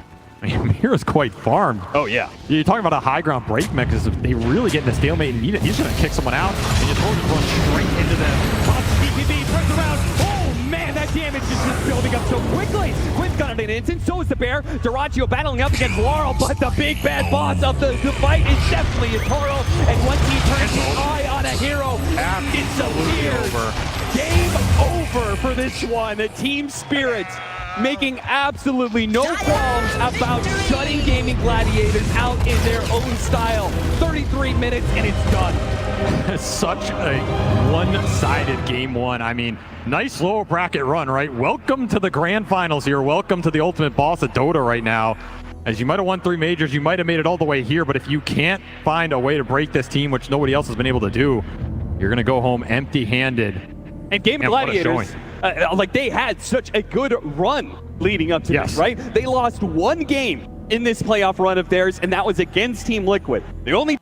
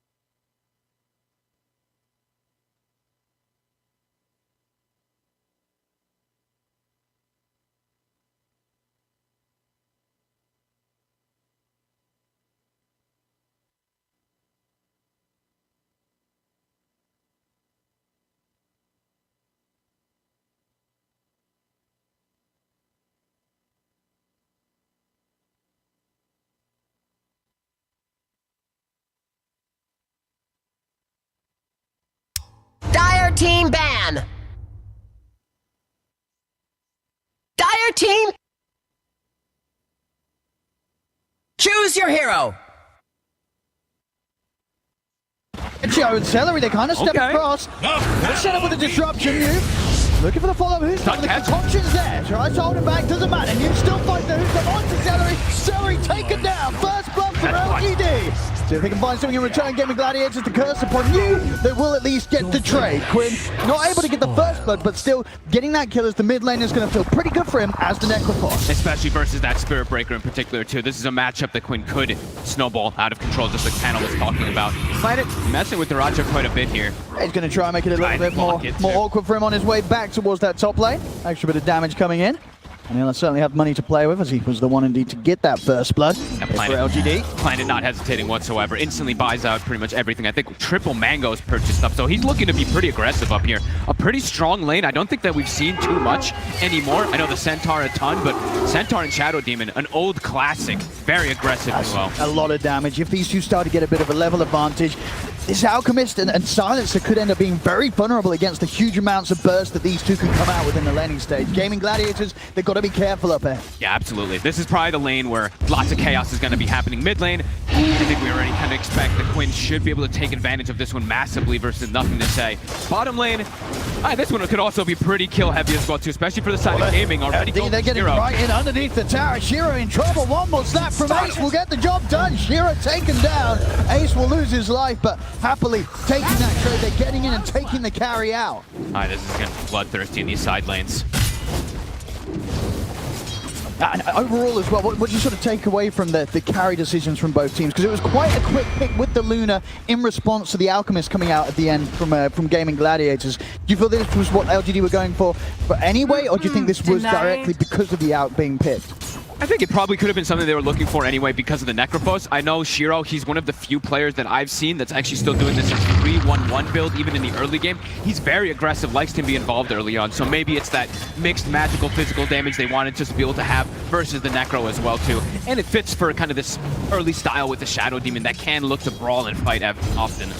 Probably a couple mixtures of things that they did want with it. Also, it's going to be very good for this night vision, of course, too. Playing with the Spirit Breaker, playing with this Luna Night Vision can be pretty strong inside of these teams. So far, looking at the last hit, that's the mid lane, as you say, as expected. The edge here for Quinn. But look at Ace's last hits right now, bottom. Does get that kill early on, of course, but he's only got 3 to his name versus... The point already where it's not easy for Nothing to say to sort of approach this mid wave, as it will take the huge amounts of damage and favorable trade going the way of Quinn Necrophos in this 1v1. Top lane, Dyrachyo in a bit of trouble. He's got the concoction cooking up. He's able to throw it out. He holds it for the deny. All right, that'll do it. That'll get the job done. He's out of the lane for a few seconds, but at least able to stop LGD from getting the kill against him. But he is really struggling on the last hit department. So far, New and Planet bringing it to him. I knew didn't win yesterday, but made some pretty amazing plays on his look at this in the mid lane. It's getting pretty nasty. Quinn just sort of running Nothing to say right back underneath the tier 2. He just, what do you do at this point in this 1v1? At the least, he can go back and he can just charge out and stuff, right? So he can make moves all over the match, but it's a matchup that he knows he's going to inevitably lose. But it is at least a hero that can make moves around and is probably one of the best recovery heroes in the game at the moment. For sure. And for Gaming Gladiators, they need Quinn to be having this sort of start in the mid, because as we're seeing on the side lanes, it's not going quite as well for them. Yeah, they need somebody to be able to rally around, especially if the Alchemist is having this slow of a start for Dyrachyo. Nice attempt there from Planet, trying to catch the wave. 2.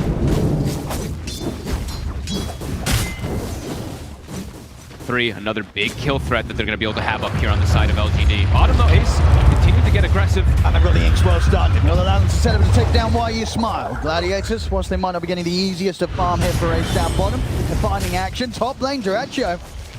All pretty low here to the poisons, won't quite die. No. And both New and Planet also getting beaten down pretty low by Celery. If he gets another one, could be a kill. She's cooking up a concoction. One more. So if anything, it's just going to allow Planet to try and find further connections, but the fourth's not there. A turn towards Celery instead. New stepping up. He's got a who's stopping a double A. Celery could be in a lot of trouble here. New go with the right clicks alone and takes Celery down. Backs away. Make sure not to use the double H to bring himself too low. Back up coming in. Nothing to say with the rotation. Charges forward on towards Dyrachyo. Dyrachyo this time will not be able to deny himself. Planet gets the kill. I mean, these two, honestly, Planet and New yesterday were making magic happen again, putting a ton of pressure up here. The Silencer's trying to dissuade the pressure, of course, with those arcane curses, but they're just waiting, patient. And as you said there, they understand. Don't use the double edge. Exactly. Just go for the right clicks. Very calculated. New in particular really knowing his limits on this hero, playing aggressively despite his HP being incredibly low in these situations. And there you see right away, it's like, yeah, he's losing the mid lane on this Spirit Breaker, but I think Spirit Breaker, Primal Beast, probably two of the best heroes that can just easily make those rotations, gets a good connection. But yeah, Quinn, he definitely will be an issue that they're going to have to find some answers. And they do have answers. I was going to say, as game progresses, they've got the Demonic Purge. It's always going to be able to remove the Ghost Shard. They've got this massive amount of magic damage that comes from Phoenix and potentially from the Luna. As he's not going for the beam build just yet, but of course he'll have those points in later. So overall for LGD, the fact that they know that Quinn's getting this completely uninterrupted free farm in the mid lane, you don't think they're too concerned about that? No, I don't think so. I mean, there's going to be, of course, a lot of plays that happen with these global silences that can just potentially save Quinn versus a lot of the burst and whatnot, but they probably feel like they do have some answers. They have that mixed magic. damaging. Nothing to say, shows in the mid. That's deep. They clipped the wave. Hopefully not quite able to connect with the initial slow. See Quinn should be able to close him with the Ink 12 up upon him. He's got the scythe ready to drop down. If he feels that the kill's going to be there, he'll drop it, and he's got it. Quinn able to take down, nothing to say. Same time up top though, Dyrachyo is spotted by being chased out by LGD. Completely surrounded by the three of them.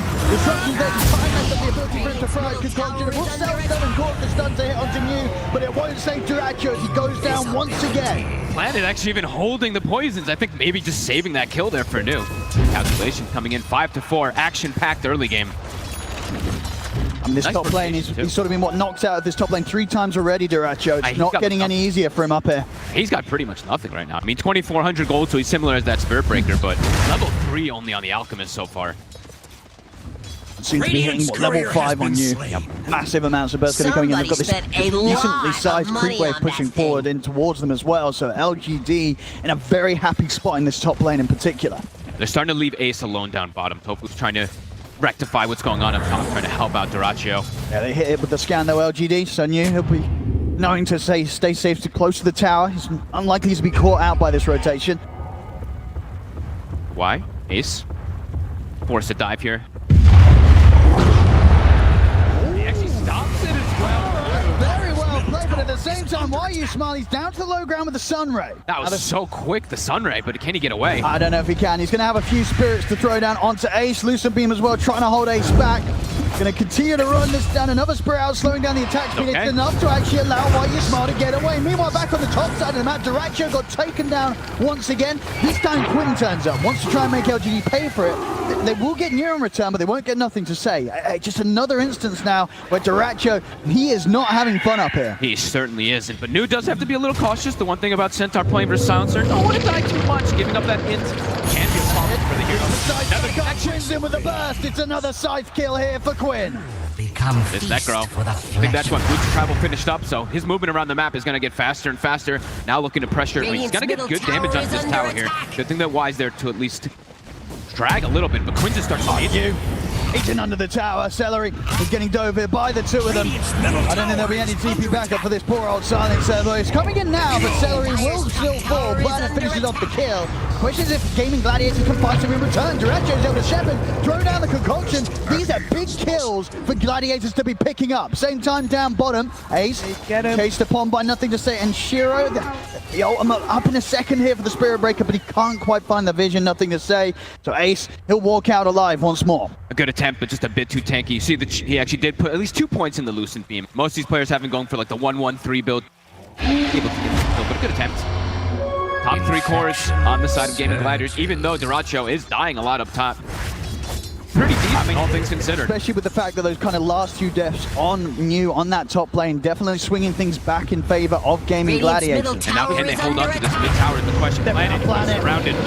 Another easy kill here for Quinn to get involved and now dominating on the Necrophos. And he knows immediately the Shadow Demon was getting those stacks up. We'll be able to take him away instantly. Aggressive posturing by Gaming Gladiators again. Playing around Quinn with this strong start.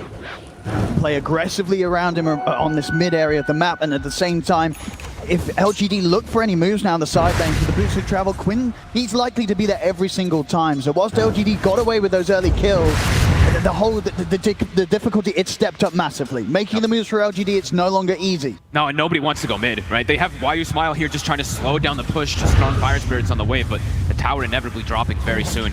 Quinn, very active as smoke, moving toward top New. He shows himself. Yeah, Scythe's back up. He's ready to look for another stack. See if New's able to play as well. The looks of it, sort of avoided one another. New will be able to get around from this one. They'll hit him with the scam, but he's already back to the safety of his side of the map. So New nicely avoiding that move there. It's actually both scans. They used immediately, both of them trying to find him, so he was able to sneak himself away from that at least. Ace will be able to clean up some jungle, is going down the Blade Mail route. Pretty good Blade Mail game versus this Luna versus the Phoenix across the board. And very early aggressive work that we're seeing Gaming already placing down, so they're going to have good information. When you're playing versus something like Spirit Breaker, if he has such a hard lane, you know he doesn't want to return back mid. When they get these deep wards down, you're going to see these charges coming through, so they're going to have a lot of information to play off in these next few moments. What do LGD do for the next move? They're going to try and go on bottom, but the Global Silence comes out for a second. Ace, he's ready to turn, goes back in with the ultimate straight on towards Shiro. The sights there, they've got the burst. Quinn turns up, takes him down. As at this point of the game, it feels just it's so incredibly difficult for LGD to make any sort of moves, but at the same time, they don't want to sit back and farm because on the other side of the map, there's an Alchemist picking things up. I think it's still a bold attempt to go for this Primal. He is very tanky, 1400 HP already. They are quite lacking in the damage early Radiant's game. bottom tower is under attack. Quick rotation. This tower gonna get pressured massively here. They will Looks be able to like hold on to their Radiant mid towers at closed least and the get some levels on the blast Phoenix, but doors. Dire's damage middle being done here tower from is Gaming under Gladiators early attack. on. They're opening it up for Daracho Radiant's bottom to tower get good is under timing. attack. Oh, he's got 4 deaths. He's about to have his Sacred Relic already done. It really seems like it didn't matter. Dire's top tower is Catching up under massively. Radiant's bottom tower LGD, is where did they under go attack. next? Difficult for Luna as well too. Dire's And top if you start tower is struggling in this under game, attack. the heroes that you have to run Radiant's you down. bottom There's a tower Primal is Beast, under there's attack. Necro who's going to be immensely tanky, and a Radiance that's going to come out soon. They need to start getting something going in Dire's their top favor. tower has The top tier one, but TP's are coming in for Radiant's Gaming bottom Gladiators. tower is under attack. If they're able to catch anything, Radiant's Quinn, bottom not quite tower able to get in has reach of you with the Inkswell. As LGD, they'll get the objective and they won't lose anything for it. We're nothing to say is being full. Try to find farm. He's just on the outskirts. Try to get anything. It looks like it was scouted out though. I mean, they were pinging it. Celery, he seems to know something's up. So one way to get back in the game as a mid-spirit breaker, it's just not easy. Looking for kills, looking for action. It's not LGD's strong point right now against the tools that Gaming Gladiators have managed to amass. No, and overall too, he's playing into the Primal Beast, which is a hero that just doesn't even care about status or just if he gets the grab onto the Shiro again. In trouble. The Lucer beam just in time to hold Ace back, and he's able to get out of the range of the Inkswell. Soulbind now onto the 2 supports. Gaming Gladiators, they continue to move forward. They'll drop the burster, drop the side, not quite enough damage to burst them. The egg is down. Good spot. Ace pops the egg. They can't quite take it out. Quintessentially, they're trying to hit it, but they can't stop the Supernova. It's a turnaround from LGD. They've taken out Tofu. They've taken out Celery. They'll bring Quinn low. Daracho. Can LGD get more out of this? Both Ace and Quinn incredibly low at the side of the fight. Daracho on the retreat. Nothing to say. Charges in over towards Quinn. Who's stopped from you? Double edge as well. They've got the first. They take down the 4th. LGD strike back hard. Beautiful connection. What an egg. Right in the middle of everybody. Gaming trying to go for a very early aggressive play here. The Reaper doesn't do much damage at all. Oh, they needed that. They needed that big time. An amazing fight there for LGD. A big wombo combo team fight abilities connecting perfectly there. We'll see the move again. You know, Gaming Gladiators, they walked right into this. I mean, it looked like a solid start going for Shiro, but between the Stampede, the hold back of the Lucent Beam, avoiding that initial attempt from Ace, they feel good. They get the Soulbind. It's an early sight, but it's one that you feel tempted to go for because they're linked together, but it's just a bit too soon. The burst isn't there, and at this point, I think you got the Fire Spirits out as well. The Hoostomps are new. They just didn't allow Gaming Gladiators any chance to take down this egg. I honestly like pretty beautiful spell casting coming out across the board. Planted even with that little disruption, buying time so that they both don't get grabbed from the Primal Beast. They're going to try and go again against Gladiators. This time, they might find Shiro. They're in on top of him. Soulbind's back up. The grab's there. Shiro won't survive this time round. Gaming Gladiators, not to be deterred after that, the way that last fight went, they went straight back here. This time they get the job done. No hesitation. They know that they are pretty cooldown reliant to be able to turn those fights early game since they do have that little bit of a lead. They do have Global as well too. That last fight, Celery didn't have it, so hanging on to it for the next upcoming fights. Clean up these Ancients. Radiance, it is finished.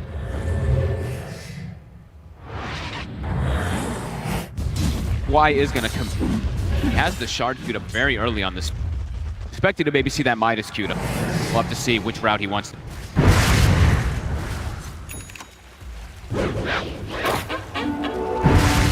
To calm down a little bit here from Gaming Gladiators. Definitely going to be a bit more careful about how they make that next move. Yeah, I think if they're going to make that next move, they're likely to have the Global in particular, hesitate a little bit more with how far they go for the dive. LGD. No more confident here. Looking for Quinn as well, too. Global comes out. Comes out. They will manage to walk this off, so not the worst of situations there for LG. They'll feel quite good about that one, baiting the Global. Give them a good a minute or so to make that next play without the threat of Celery being able to put a stop to their move. So a successful bait of the ultimate from LGD. Yeah, good trade. Demonic Purge only has like a 60-second cooldown. They want to make that a... It's always going to be a pretty good kill threat, just being able to make sure he can't ever get Ghost Shroud off, get the focus fire so he can't move. But yeah, here's the smoke. Every minute that anything slows down, the game for Goldly just massively goes for Gaming Gladiators and sets. LGD, they've got to try and abuse this window, the Global Silence being unavailable for Gaming Gladiators. And they pop him. Ready. Underneath this ward setup from Gaming Gladiators, so not an easy part for LGD to strike into whilst they lack the vision on the high ground. Ace, giving a lot of information as well for Radiant's Gladiators. middle tower is under attack. They can't All get three past cores it. effectively are pretty tanky on the side of gaming. Quinn almost has his heart finished up. So waiting to see if Tofu is actually queuing up his. Bit of a different route of items. He's actually going for the Yules. I mean, playing versus the Spirit Breaker, it's pretty common to Dire's see top it. tower is but, under attack. I mean, I think we've pretty much always seen those Grims go for those shards right away. Just how effective it can be. But I guess maybe because of the Shadow Demon, he is hesitating for it a little bit just with that Demonic Purge. Gladiators, they're Quinn on the front lines. He's going to get caught in the only combat with nothing to say, but he's going to jump off with the Soul Mine there and punch Quinn. He's turns with the side down on the two of them. Takes nothing to say out. Huge more for the curse damage and Celery. The X successful, but there's no chance for LGD to fight aggressively off the back of it. Why Ismail has to TP out of the fight. I mean, your two tanky frontliners just get detonated right at the start of the fight. Egg connects, but doesn't really do much of anything. We're now. Radiant's middle tower is under They attack. want to go for even more kills as well, too. Dyrachyo, full BKB. He feels pretty unkillable with this BKB on the Alchemist Radiant's now. middle tower Mostly is magic under damage attack. on their draft early Radiant's game here for middle LGD. tower This is has just going to make fallen. Dyrachyo pretty invincible. When he does go for that shard before finishing up the heart, so he's got a bit more mobility versus the Shadow Demon as well. And they are controlling a lot of this map. I mean, they're denying a lot of farm away from LGD. Shiro in particular. I think the concern as well for LGD is the fact that the one fight that they did have going in their favor, it was one that Gaming Gladiators handed to them. They're still yet able to find anything positive with regards to starting the action themselves and looking to make the initiation. It just hasn't happened from LGD. Not easy into the draft versus Bruisers versus tanky cores. And yeah, the early BKB from Dyrachyo, it's going to cause some big issues. Who do they really want to focus fire now at this? You focus fire the BKB Alchemist, you probably have to go for these supports because these frontliners are just going to pretty much absorb Dire's everything bottom they throw at tower them. is So. under attack. No egg for 30 seconds, Gaming. That farm going Quinn. Able to dive away here, Why Ismail, but Ace is closing in Dire's upon him. bottom tower is under attack. Why Ismail, no egg, no dive at the ready. There's no chance for survival. Kill. Nothing to say. He is very deep. He's going to be okay. Gets the charge off in time before Dyrachyo is able to find him. Dire's bottom tower is under Still attack. doing his best to pick up what he can across the map and continue to try and catch up towards getting that Octarine done. Still going to take time though for him. Gonna take time, and it's always still gonna be issues because he doesn't have ways to really protect himself besides that. This big burst that comes out from Reaper, the grab that comes out from the Primal Beast, always gonna be an issue for this Breaker. Dyrachyo on the Alchemist, the Blink Dagger around the corner. Next time round, he will be able to get that catch. And they will be able to get the double connections constantly with the Soulbind with that as well too. Coin for me. Very, very difficult fights ahead here for LGD. Radiant's middle tower is under attack. Getting too tanky too fast on the side of Gaming. Ace, Heart soon on the menu for him too. Quinn, he's got it Dire's finished. top tower is Even under though they've got attack. this Demonic Purge, he's just too tanky, 6-1 and 3 so far on this Necro, this pick. Deal with at the moment. Dire's top tower is Tier 2 under now. attack. They get pressured. Mounted defense here. This is not an easy Radiant's one to bottom fight. tower is under attack. They have got the ultimates, but at the same time, so do Gaming Gladiators. Unless someone in LGD is able to find their way to the back lines, find this silence, the Radiant's Sellers can be able to bottom put stop to tower is any under sort of attack. team fight that LGD try and respond with. And not easy for you to just like charge through or anything like that either. There's a Primal Beast, there's a Soulbind that's always going to be stopping you. Is under Gaming, attack. they're just playing as a unit so far, not giving the opportunities to LGD. Shiro is getting some good time to get that farm going. He's got his Manta, got the Master Dire's Madness, top tower but he is needs under more to attack. be able to actually show up to these fights. It feels Radiant's like this is bottom great for tower farming, is but under definitely needs a attack. BKB this game. Ban it. Okay. Like Dyrachyo a bit far forward, but has BKB. Dire's top tower is under Got the attack. ult upon him. Ace, flanking. Trying to see if we can get the grab on the White Ismail, but a quick dive is there. Just a bit of a poke from the supports, but nothing more to push Gaming Gladiators back as they'll continue to push on and look to take this tier 2. Like Dyrachyo knows his strength. Having that silencer behind him too. A tier 2 Radiant's default middle very tower early, is pre-20 under minutes. Also able to hold on to the tier 2 top. They did have quite a few heroes up on this top lane, LGD, but unable to push the tier 2 themselves. Dyrachyo. He always wants to play super aggressive. He wants to go for the SD. They might be able to sandwich Planet here. I think they will. Ace coming in from the side. Planet. He can't run from this one. Jump forward to low ground from Dyrachyo. Another kill and more gold here for the Alchemist. Getting way too much on the map. Quinn shows himself top. They have a ward on top of him, but there's just no way for them to punish him. You have? Okay, the center's kind of in the area, but yeah, they can. Very close. This sort of timing, 21 minutes or so in, where they're going to have to deal with these two cores that have hearts upon them. You know, Ace has pretty much got his done, Quinn's already got his. And a BKB Alchemist. as well, That's too. a lot of HP that you've got to try and get through with the damage that you've got on LGD's lineup. And you just sort of look at the heroes, and unless everything connects perfectly, it's hard to sort of see these situations in which these cores of Gaming Gladiators get taken down. Yeah, can you protect your egg? You're going to need absolutely everything to connect perfectly, it feels like, for LGD in these next few moments. And for gaming, the pace is going to continue accelerating. Roche soon to be on the menu for them too, but continuing to look to just control the map before that. Hyperstone now on Dyrachyo. Dire's middle tower is under attack. Octarine done now, at least, for nothing to say. So the higher frequency of weaving in and out of the fights with these charges. Keep that farm going.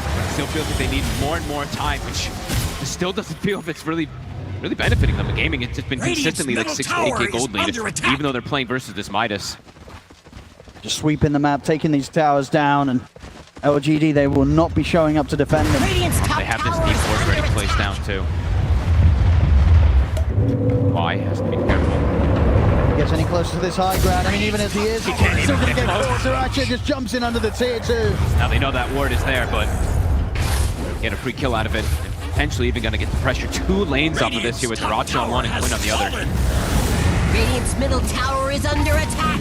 How does LGD slow this down? I mean, they're just continuing to try to get this charge, of course, to clear these waves, but Radiant's top tower need is more time under for Shiro. attack.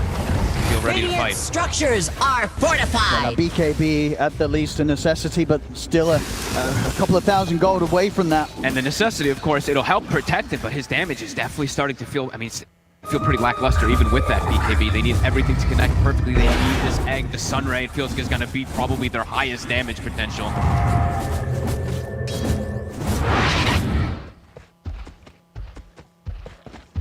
Gladiators. Roshan is at the ready if they want to for that one first.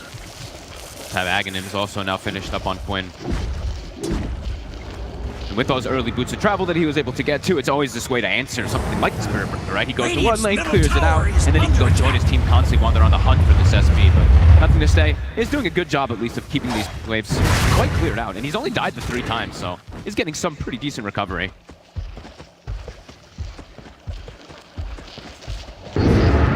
Shard. Absorb some type of spells at the least to protect Shiro. Not too often, I think I've seen people purchase it.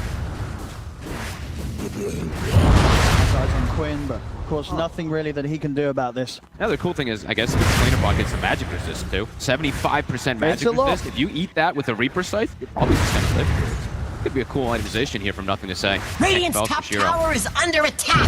Actually trying to cut some of the creep waves coming in on this top lane, but Gaming Gladiators, they've already got one. He's just right up to forced- tier 2. And Dyrachyo, I mean, he has AC done. Top tower is Brute forcing under these attack. towers, the map is shrinking more and more.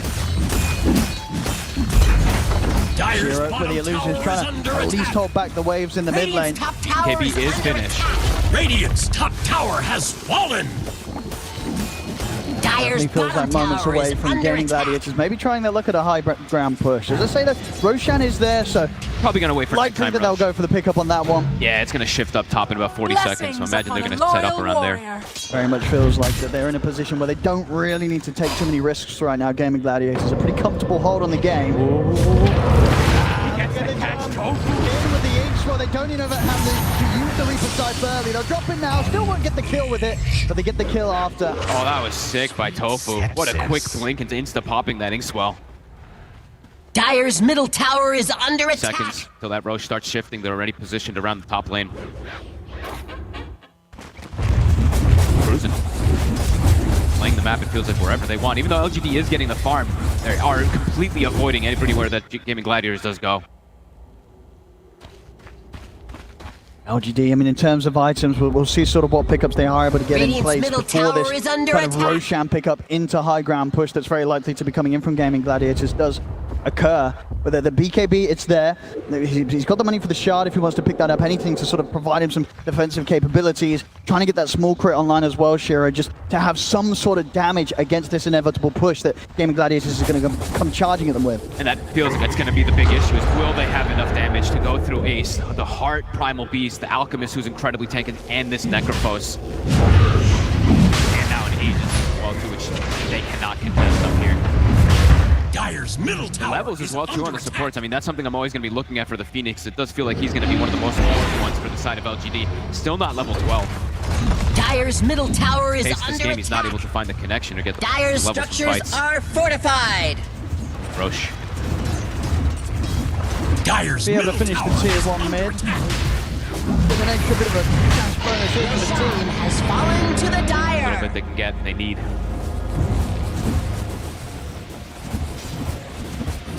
Be very careful with their position. Outside of the base right now. Are in a spot that Gaming Gladiators are starting to close in upon. High ground, surely going to be the best place for LGD to try and make their stand here against Gaming Gladiators. Gaimin even wants to go for that high ground too. We'll have to wait how long they want to push the issue forward here. Shiro does find an illusion rune, probably one of the better ones that he can get in this type of style game where things have slowed down massively. Cutting some waves, does get that top wave there. So this is the final wave that Gaming has if they do want to go threaten that high ground. Level 18 has been hit on Dyrachyo. He does threaten a little bit here. He wants to. Radiant's top He tower knows is it's so under hard attack. for LGD to punish any sort of jump that he wants to go for on this push. And start getting close. Quinn gonna start throwing those heals out as well. So this tower's dropping, there's no Tower is glyph. under attack. 13 seconds. Got to do something there, LGD, otherwise they're going to be losing a rat. That was perfect timing really for Gaming to take advantage of that glyph still being down. Dire's middle tower is under attack. There are the illusions. They're actually gone. Take out the Great. range, they're onto the melee. LGD, what's the Radiant's plan? top barracks are under Fire attack. Spirits for now seem to be enough to stop the push here from Gaming Gladiators. They've got the Planet. lanes cut, so Luna does get both of those, so no more creep wave up in the top lane. Will provide them some time. Nice move from Shiro. Nothing to say considering a charge, but doesn't want to start a fight just yet into this Aegis. Nice play from Shiro. A little illusion micro. Deal there. Level 18 now, and he does have that small crit fin. Now maybe this is that Dire's indicator for bottom tower LGD. is under This could be the attack. call where they feel like they're going to start having some damage to look to fight. BKB also finished on new, so he can actually get into those fights and not have to worry about just getting instantly global and getting off.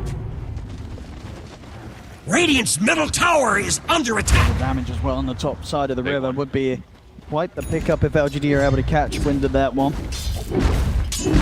Siege. BKB on Quinn. He's also ready to go fully in on the push. Dyrachyo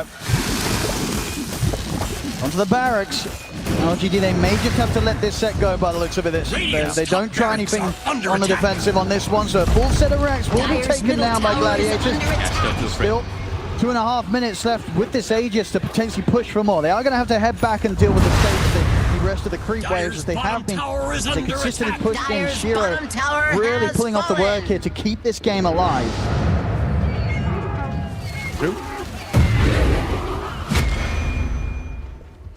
Very deep positioning here. Playing around his vision, does have that ward on the high ground. Gladiators, they'll send Dyrachyo down bottom to deal with a creep wave on that lane. The rest of the team ready to start pushing back out the mid.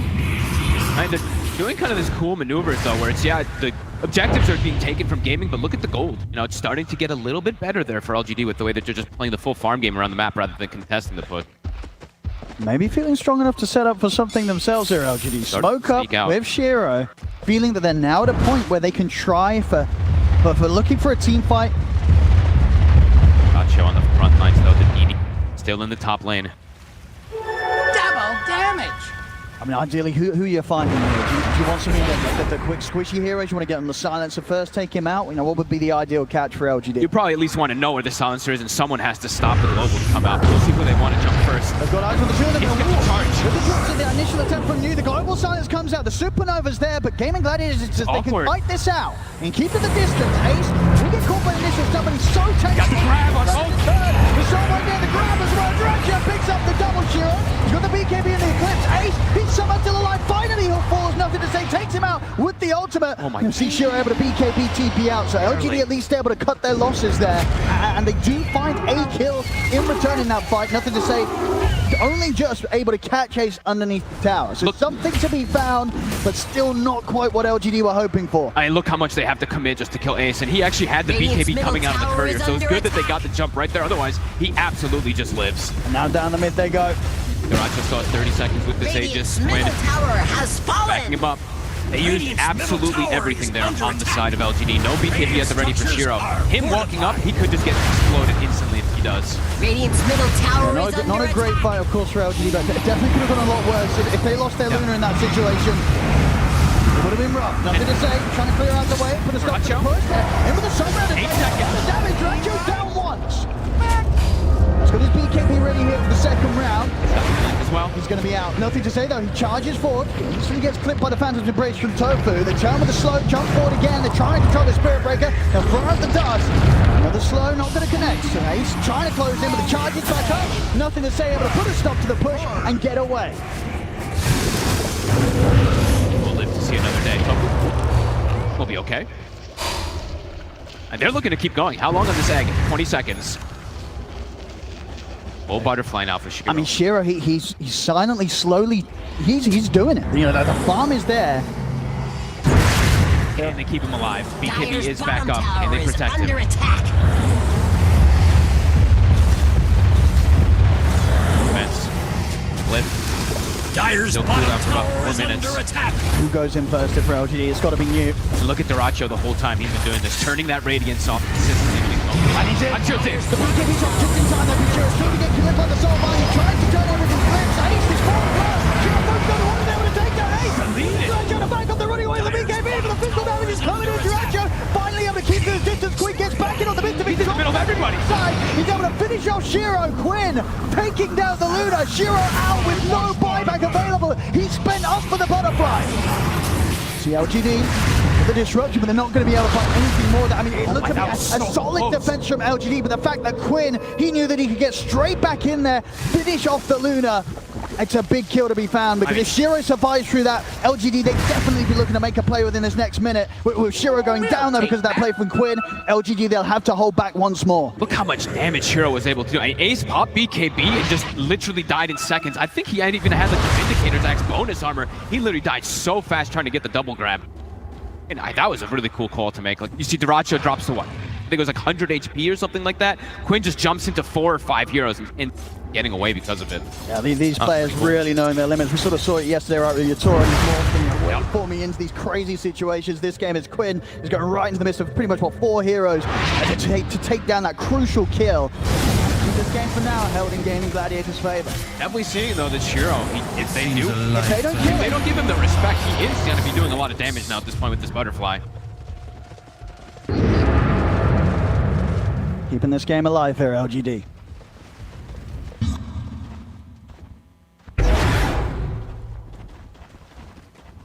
High ground, it's always going to be the best place for them to get defense. It's always going to allow YuSmile to have kind of like perfect positioning with his right.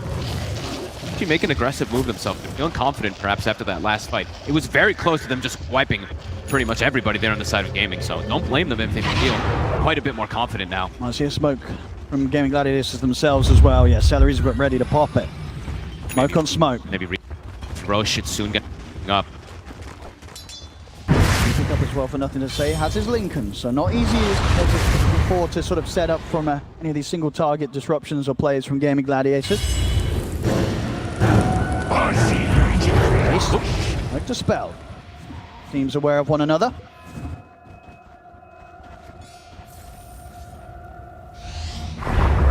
He up around this top room. He's actually going to go for Nothing to Say. Bulldoze and lead it. Okay. Dyer's middle tower is under attack. LGD. Oh, Shiro getting bigger and bigger. Getting these buff ups too. I saw the Solar Crest picked up before that last fight as well too from YuSmile. They're starting to throw their eggs in this Luna basket.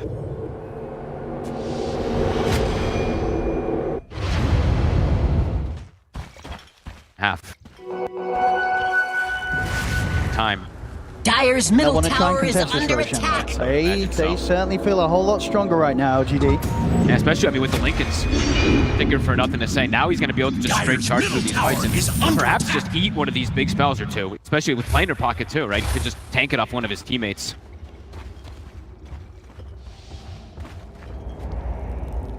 Potentially mean that this map is going to get farmed out from Nothing to Say and from Shiro. Panic soon on the horizon for Shiro. They want to try and look for the hit before the Roche spawns. And they highly suspect that LGD will start to set up outside of the base. Remove themselves. The high ground here. Who are they with the jump upon? Dyrachyo goes towards the creep. Not going to find anyone there, though. They're in towards the triangle, Dire's middle LGD. tower is under attack.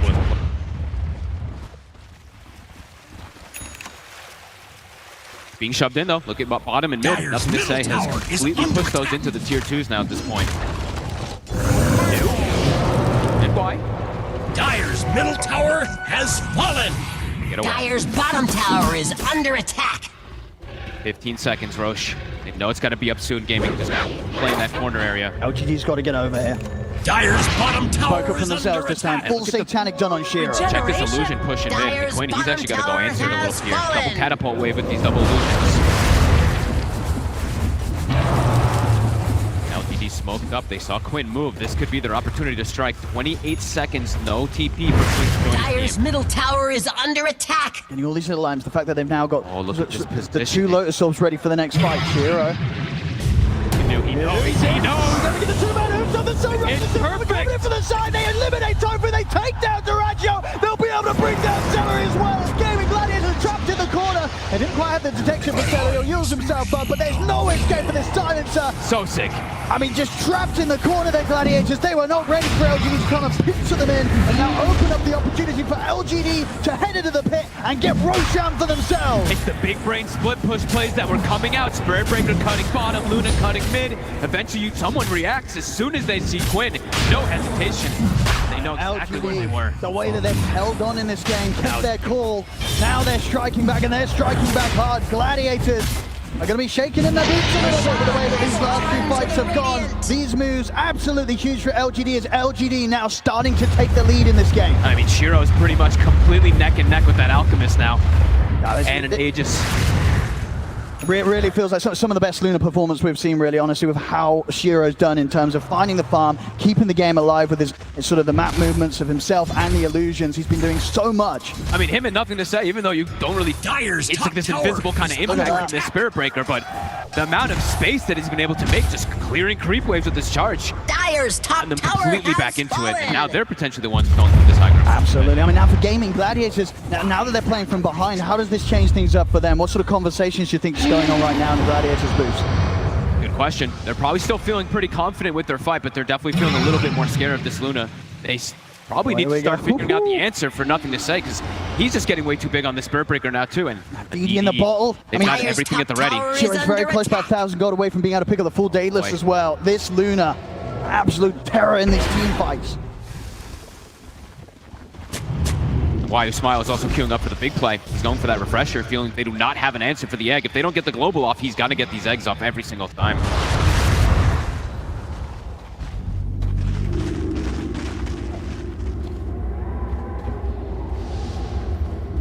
Does go down. Changing item build a little bit, but he is just going to go. Dire's bottom tower is under attack. Gladiators, do they want to try and fight into this age? 3.5 minutes here for Shiro. They don't have the same way to be able to push these waves invisibly, right? Like, now it's difficult for them to actually keep their lanes pushed out. They don't have these illusion pushes. They don't have the Spirit Breaker kind of charge thing to be able to deal with it. So they kind of have to stick as this unit now on Gaming Gladiators for the next, probably for these next.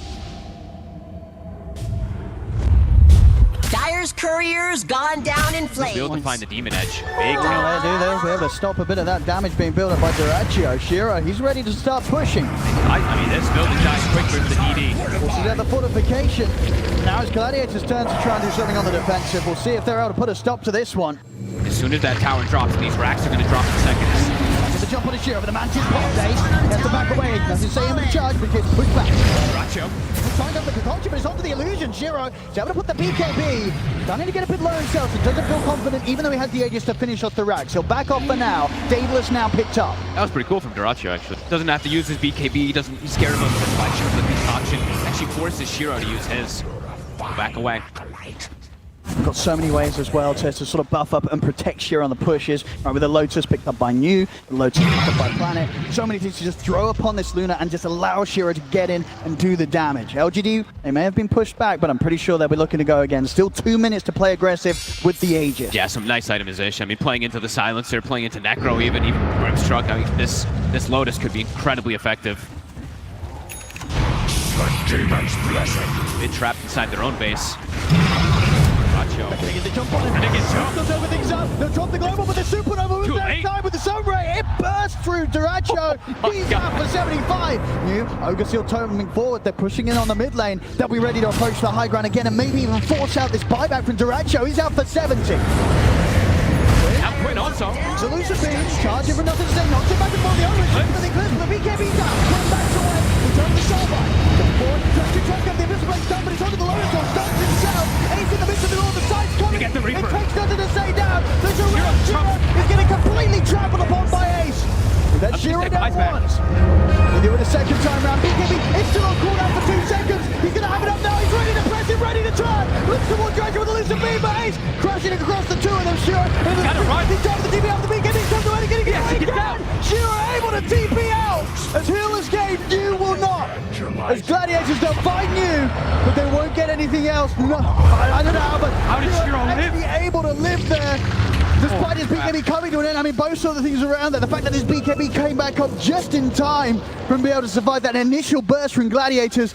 And then even though it was a short one, he's able to TP away. Both teams expending a buyback. Duracho with a buyback for Gladiators, nothing to say with a buyback from LGD. Quinn is still a definite problem for them, though. I'm seeing him in these fights just absolutely wrecking everybody. Look at He these gets damage ignored for numbers. a second, and I watched Shiro pop Satanic and turn to try to hit, and I'm just watching his health actually going down anyway, so does still have to be careful. Chung. Absolutely. Gonna be very crucial. Duracho having his use his for the defense there, and then also now Spirit Breaker, nothing to say. He used his to try to join that fray afterward. Yeah, he got worried. He got the BKB purchase as well now, ready for the next fight. So new BKB on him, close to the 25 as well, on nothing to say. MKB now finally done with the courier coming back up. Duracho's able to pick up his Demon Edge. Big items for themselves. Hex for Quinn. They have two different ways now to be able to go for these big plays, to go for this big double plays as well too with the Grimstroke. More and more ways to break this Linken's, more and more ways to go for nothing to say.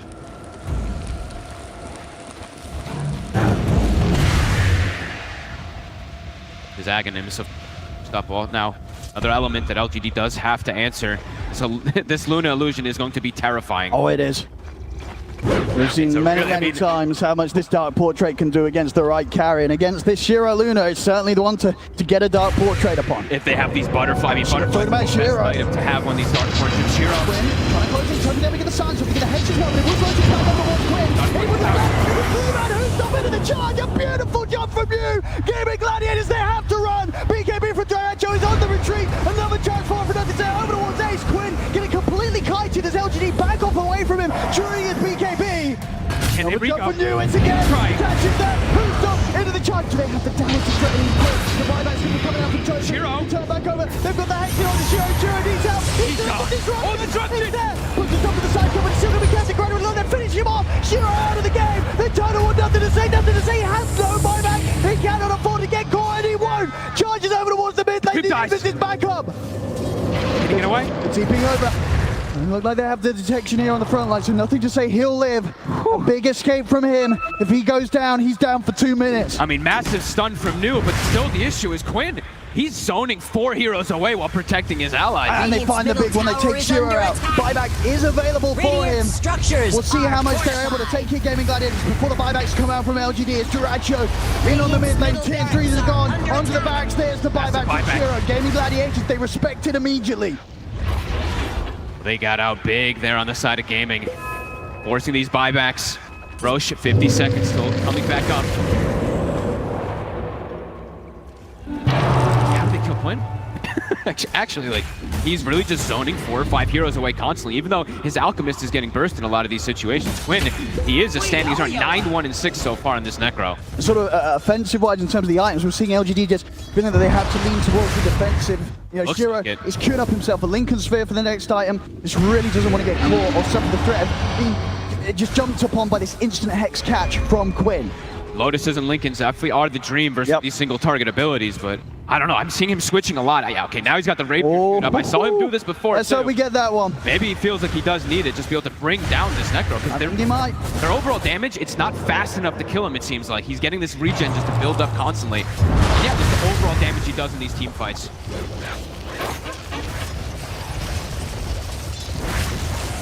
Okay, lead back up for gaming. A lot of buybacks, of course, to use. The most important here. There's quite a bit there. They did the big one. Shiro and nothing to say. Good time for theirs. Of course, over on the side of Game Gladiators, Dyrachyo is still on the 3-minute cooldown himself. Absolutely. 2 minutes or so until we see Roshan back in the game. Up for Dyrachyo, level 55 also has that Can make the difference as well. Those last few jumps of Dyrachyo, they have been kind of caught out by the Lotus Orb. They're able to get out. This time, maybe making the jump from the Ninja Gear Smoker could allow him to get in with that opening Abyssal Blade before LGD can react. This could also be a big difference maker in the fight. Squad now has the refresher. I mean, we're seeing some fantastic eggs and sunrays come out from him. Illusion! Double, of course. And he's level 18. Yeah. Oh, it is that big one. Mana pool is quite lackluster, though. Bit of it. He's 699 mana, so... has to just refresh her an egg. Has to be a little bit careful about that secondary. This could be, I mean, Gaming Gladiators is ready for this one. That's LGD, they smoked up New. Dire's middle tower is under Get some attack. information, nothing to say, get some vision here for maybe New to follow up with a potential boost on the illusions. They're pressuring in on the mid lane as well. Gaming Gladiators, they might have to do something about this. It's going to be a fair bit of damage done potentially with these creep waves pushing in. I don't think they want to go back, though. Last time the Quinn went back, I mean, it these caused illusions. disaster. And his barracks are taking quite the hit in the mid lane. Likely to fall. Dire's middle tower is I mean, under these illusions. attack. Yeah, they have to put the fortification at least there. I mean, Quinn is walking back. Okay, so he's trying to save his TP to be able to join his team, but Dire's middle barracks at are least the range under racks attack. might just fall down. Roche, 30 seconds. Yeah, that's sort of the slightly longer respawn, so definitely working in favor of Gaming Gladiators, allowing them time to get back and hold the base and maybe get back over towards the pit if they do want to try and contest LGD in this position. Do they have a... I don't think they have a smoke left. They have a couple of minutes here. I don't see a smoke on them to make it their way back up there. They're going to go as a unit. I mean, do you think you have to still try and force this fight, or do you... what's the call here from Gladiators? This could be a difficult fight to take. They probably still want to fight because they feel maybe like they have like some of this number advantage with Quinn having this buyback.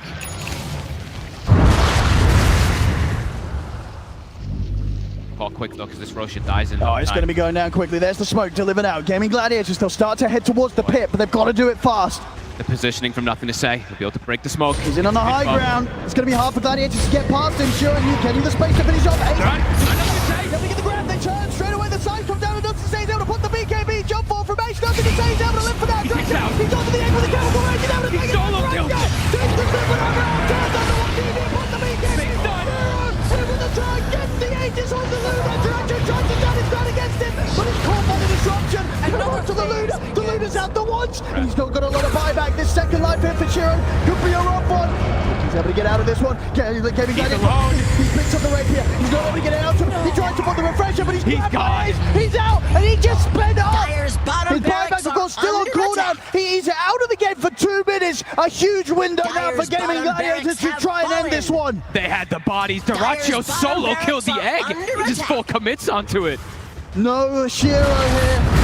That's got to be it. I mean, they can just push the two most important heroes. Are Dire's gone. Nothing to say. We'll be barracks back are in under 20 attack. seconds. Okay. 20 seconds and buyback will be there for the Spirit Breaker, but no Luna for the defense. They at least have one of the extra eggs still up with that buyback from the Phoenix since he did just die on the first go. Dire's bottom barracks are Gaming just throw under bodies attack. in and Quinn.